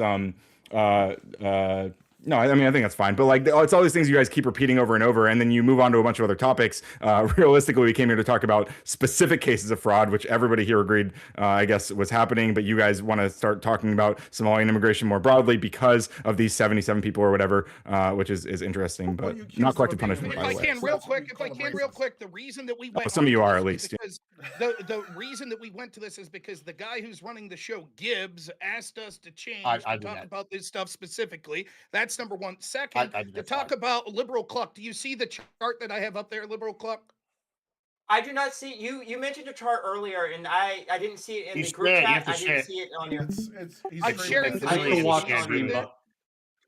Click the watch stream button. Click the watch stream button. Anyway, while you go look at the chart, we're going to close it. I got you. I want to make this point. Can I ask him about the chart? So that Cluck could answer this. I just want to be clear. Your argument is if we look from 17 to 20, you see how those numbers under Trump were going down? You see they're sort of low in his first year, then even lower in his second, and then even lower in his third, and then you see where they are in the fourth. The fourth year would have included COVID. Your argument is that number would have been way higher in that fourth year, and there's a huge backlog of people that wanted to get in that fourth year, but because they couldn't because of COVID. That's your argument? Why were those people not trying to get in the year? Hold on. Real quick, let me ask some questions. Just to clarify, why weren't those massive amount of people trying to get in 19, the year before COVID? Interesting. While you ponder that, we're going to go to closings. Closings. Tyler, go ahead and kick us off with a closing. Cluck can answer that question when it's his turn here. Go ahead, Tyler. Kick us off with your closing and any other things. As always on these Gibbs panels, the best points tonight from all 6 of you started with, as Tyler was saying, so you're welcome. I want to just get to a couple things I didn't get to be able to get to. So if welfare like this existed in the 1800s, the Irish would have been on it, the Polish would have been on it, the Italians would have been on it, and maybe we wouldn't have seen something like the mafia. If you look at the reason why the mafia was formed, it was because of oppression to the Italian people from the powers that be in the United States. They formed their own agencies. It also came from Italy as well, but they had their own agency of policing. That's why they did this. And it's also why the Bloods and the Crips essentially were formed as well, as a neighborhood watch. And the Ku Klux Klan was formed as a neighborhood watch against Catholics. It transitioned into racism later. So what we see is somewhat that this welfare is actually stopping this systemic problem of criminals being majority of these people. Now, it doesn't excuse the 70-something that were arrested. So also a very important fact that didn't get brought up tonight that I was really trying to get to is that education is a majorly impaired by lack of nutrition. In the United States, if you're arguing we should not be giving these kids that come over from these bad conditions welfare money, you're just basically saying let's keep their IQ low. We're bringing people that are impoverished, coming from bad societies over, we're feeding them, we're raising their education up, and we already see from the second generation, because we've only been bringing them in since the 90s, the second generation is exceeding the first generation. Not substantially, but it's looking better. Give it one more and they'll even out with the rest of Americans. So I think it has been proven that the first generation of Somalis are as bad as, maybe not what Grid said, but probably more what Rob said. But Ryan, you really opened the door to this litigation when you called Trump racist in your opening. And we have to now litigate why this is happening. So at the end of the day, you guys are welcome for all the wonderful points that I gave you that you could bounce off of. And Rob, if you want, I can come on your show tomorrow and finish up a discussion on the actual topic we were trying to do. Sure, that's great. All right. Thank you so much, Cassell. Yeah, so I think the big thing that we just came out of here that we can all agree on is Tim Walz is innocent. No, but I think the actual debate that happened afterwards. I'm kidding. was a I'm kidding. joke. The actual debate that I think was more prudent afterwards was about immigration, which I enjoyed. I didn't really have anything too much to say at the end, just because I wanted to address it in my last points, which I'll do here. But I think I can agree with some of the folks, and like what Ryan was mentioning too, is like what we see in the UK, maybe other countries in Europe, is that I think a solid immigration plan is having people come over here in a steady fashion. And I think when people pour over the border by the millions like they did under Biden, or whether you put them in certain communities by the hundreds of thousands, that does create a problem. And I think that you have to have that done in more orderly fashion for it to be more successful. And then you get these kind of areas, whether it's in New York City, Miami, Texas, LA, where there are enclaves of people who kind of stick together. They either speak Chinese, they speak Spanish. They don't really start to learn the values of the country. And I think that's definitely happening. That said, I'm still pro immigration, and that the points Tyler made, I agree with 100%, that there's still a benefit and there's value Let's of having people come go! over here and learn the language, learn our customs and values, go to school, get a solid meal so that they can become productive members of society. And I think that's going to greatly benefit us over whatever fraud is happening, right? The fraud is happening. I think we can all agree that it's bad for the country, and the people who commit it should be sent to prison or deported if they're not here legally. So I'm totally for that. But I do think that the amount of money that they either pay in taxes or the jobs they're getting, the kids that they are having, are going to produce so much more value over time than the fraud that they're committing now, that I still see it as a net benefit for the country. So yeah, overall, that's where I would end it. All right. Thank you so much, Mr. Coder. Yeah, I mean, like I said at the beginning, obviously, fraud was happening in Minnesota. I feel like Tyler just assigned. You said that I called Trump racist in my opening. I don't think I did. I don't think I ever said that in my opening statement. I mentioned at one point later on, I talked about his statements about Ilhan Omar, which were pretty disgusting. And I called Grid racist because he was being extremely racist, and Rob was at least vice signaling about racism. So I did say those things, and I still hold to those things. I think that was happening many times during this debate. I mean, it's all on record. You know, this will all be recorded. It's all obviously on all of our streams. So that's the reality. Yeah, I mean, in terms of like, I think there are problems with immigration. I think there's problems that arise from assimilation. I think it's frustrating that, like, if we want to have these conversations with people like these guys, we can't have like real practical conversations, right? Like if we have a policy like the TPS regarding Somalian immigrants or refugees specifically, like Liberal Cluck starts proposing very reasonable restrictions that he might add in to tighten this, you know, you guys might call it a faucet or whatever, like to kind of like just turn it down just a little bit and like restrict people who might be explicitly problematic. You guys don't want to hear any of that. You guys don't want to talk about any of that. You just want to cut it all off completely. You have no interest in having nuanced conversations about any of these policies, just like you have no interest in talking about any policies that would actually make it harder for people to do fraud in these situations. That's why tonight we didn't talk about any reforms that would actually affect the fraud that was going on. All we talked about was blaming Somalians, talked about Somali immigration, we talked about alleging it's not collective punishment, and then going on to say this is why we need to cut off immigration from Somalia, this is why Somalians are in that drain, this is why they're dumb and stupid and cousin fuckers, and all this sort of stuff was the conversation you guys wanted to have, which is, again, you guys don't actually care about practical solutions, and it shows. Everyone can see it, and it's embarrassing, and I'm ashamed for all of you, but I appreciate. All right. Thank you so much. We'll go to Mr. Malawi next. Yeah, I wonder, in the conversations I've had with Evil Ryan, what would it take for something to be deemed a failure? You know, like we did the Department of Education, and no matter what data I suggested, it's funny debate.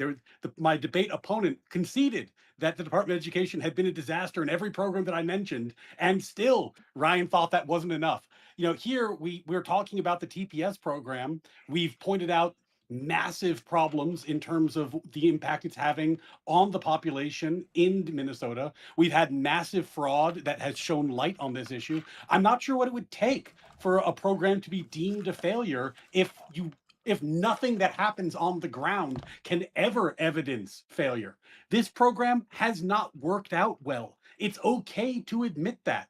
And as is often the case with Trump, there's a lot of bluster and people get caught up in the noise, but then there is a solution that makes sense. The TPS program is creating a perverse incentive. Let's shut down the TPS program. That's not that complicated. And unlike what I believe Liberal Cluck said earlier, it's exactly what happened with Venezuela when we were having trouble with Venezuelan immigration.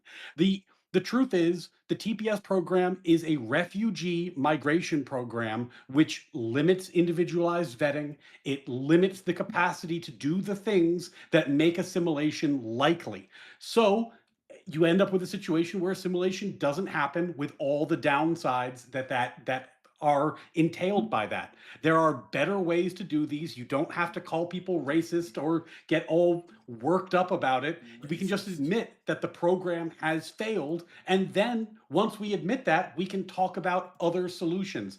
But it's like sometimes when I talk to liberals about immigration, it's you can imagine they're outside their house and the hose spigot is busted and water's just pouring onto the street. It's just fucking pouring out.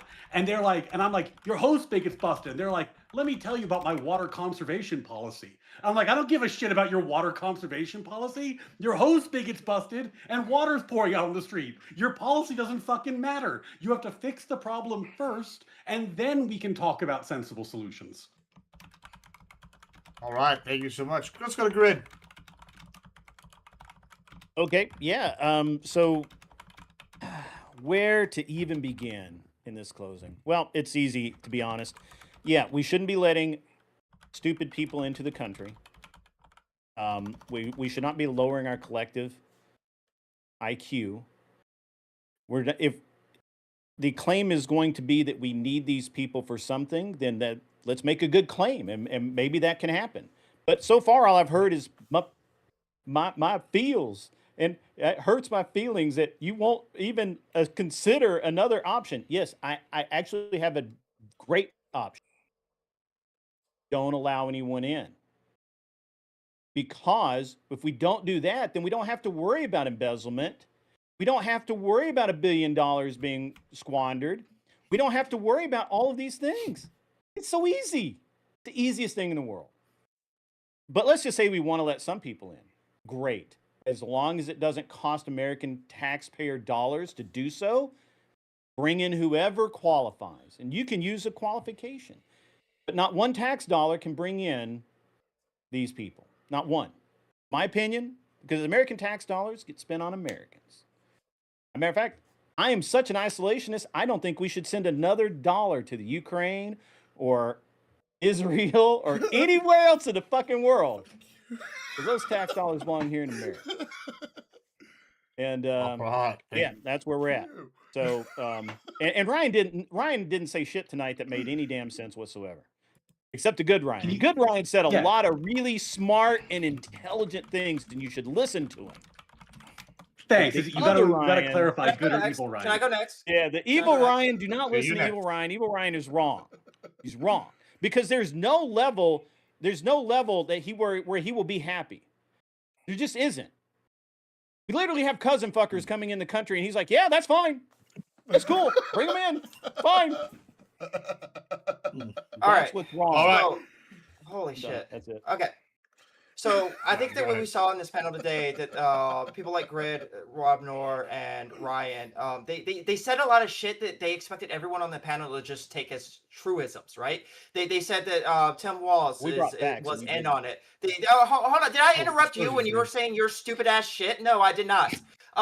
Anyways, they still didn't bring facts. They expected us to take Tim Walz was in on it as a truism based off of a statement that the prosecutor said about something Tim Walz said in 2021, December of 2021, which didn't even actually say the thing that they. And then he's like, we shouldn't be lowering the IQ of the country by bringing these people in. Look at the IQ of Minnesota right now. It's 5th in the country. So I don't really know where that comes from.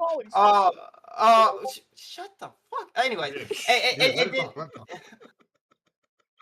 and I'm supposed to be answering a question as a part of my. Oh yeah. Do I think that all of the influx of immigration under Biden was due to COVID? No, I do not think all of it was due to COVID. Especially if you're talking about things like visa overstays, which was like historically a thing that has happened. Has been most of the illegal immigrants in America for like all of American history. But when we're talking about like the ones that were crossing the border. Newly under the Biden administration, I do think that a lot of them were due to a good portion of them were due to COVID, making the conditions worse in the country, making more asylum seekers.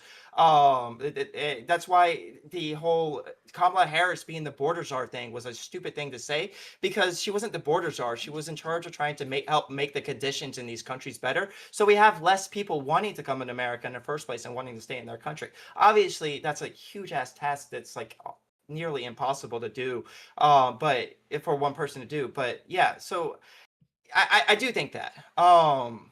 I don't think that the conservatives actually brought much substance to this debate. And a lot of it does seem to be based around these broad stroke, painting these people with like broad strokes. They brought some numbers. 80% is like it has low IQ, but also those metrics are largely irrelevant. And then when I bring up something like, hey, let's disallow them to be on welfare for so long, because they're bringing up the welfare numbers, and they're like, oh no, we don't want to do that either. So it just seems to me like they just don't want brown people here. I don't know. That's just what it feels like to me because of the things that they say.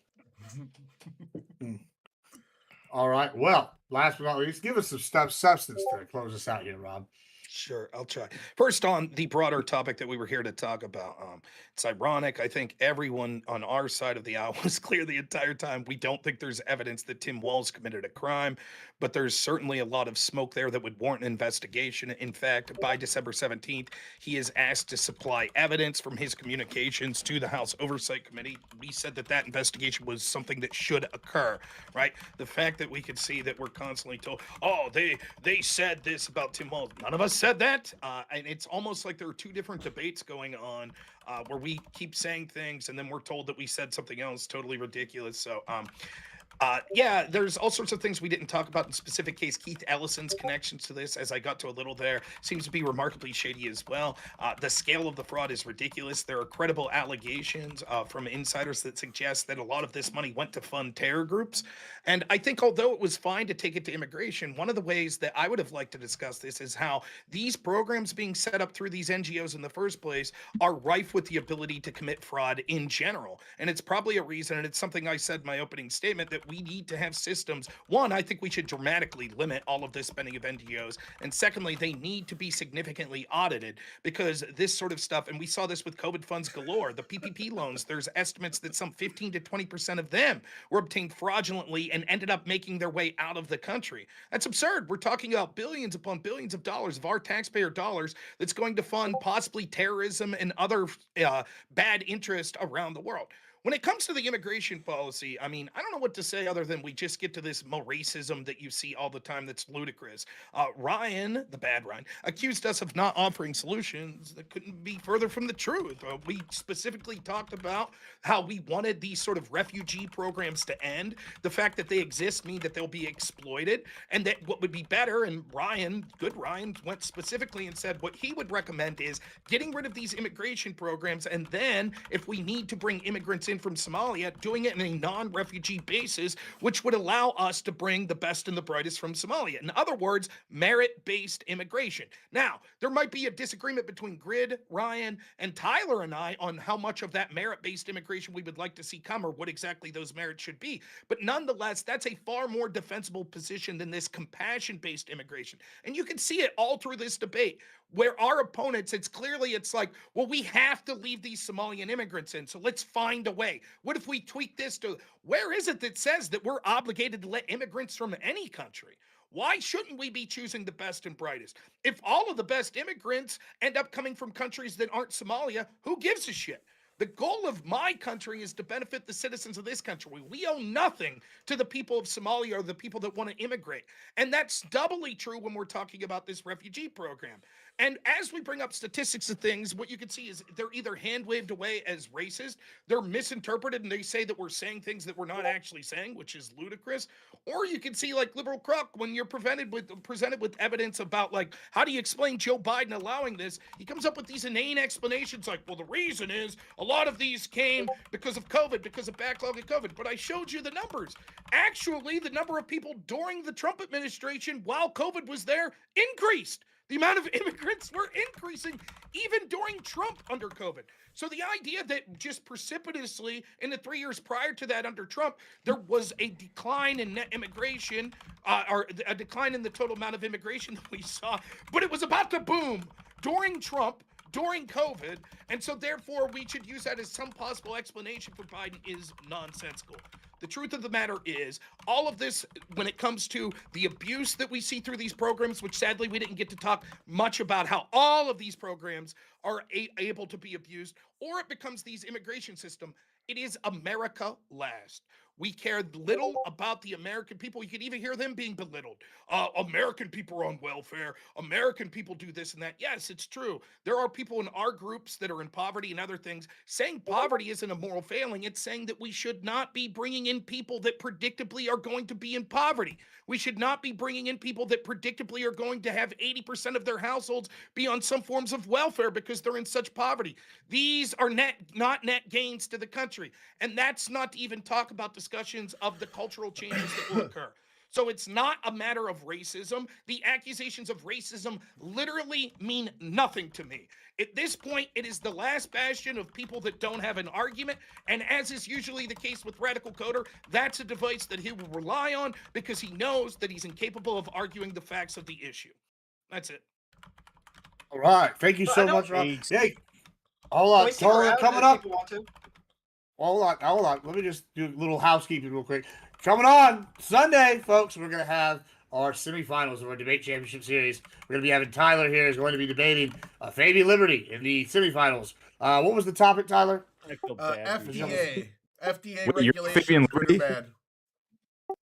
FDA regulations, that's going to be the topic. It's going to be good. It's going to determine who's going to the finals to determine a regular season champion, which there's going to be a cool prize for the winner that they're going to get mailed to them, and I'm pretty excited for them to show it off. And then we're going to be having, starting our Grand Prix after that. It's got some more big announcements. It's real exciting times here. And then next Thursday, we're going to be talking about the Golden Dome and the Golden Fleet and American military rearmament. I'm pretty excited for those going forward. Yeah, I mean, we could do some sort of open. I don't want to hold anybody too much longer. I can go for a little bit, but then I have to go do something. But yeah, we can stay open for a little bit. But if anybody needs to leave, now's your chance. Y'all are welcome to stay all y'all want. But yeah, if you have something, Cluck, you wanted to Have keep a going. wonderful Yeah, night, I don't everybody. understand what. All right, that was it. We oughty 5,000. We oughty top 5,000. Take her easy.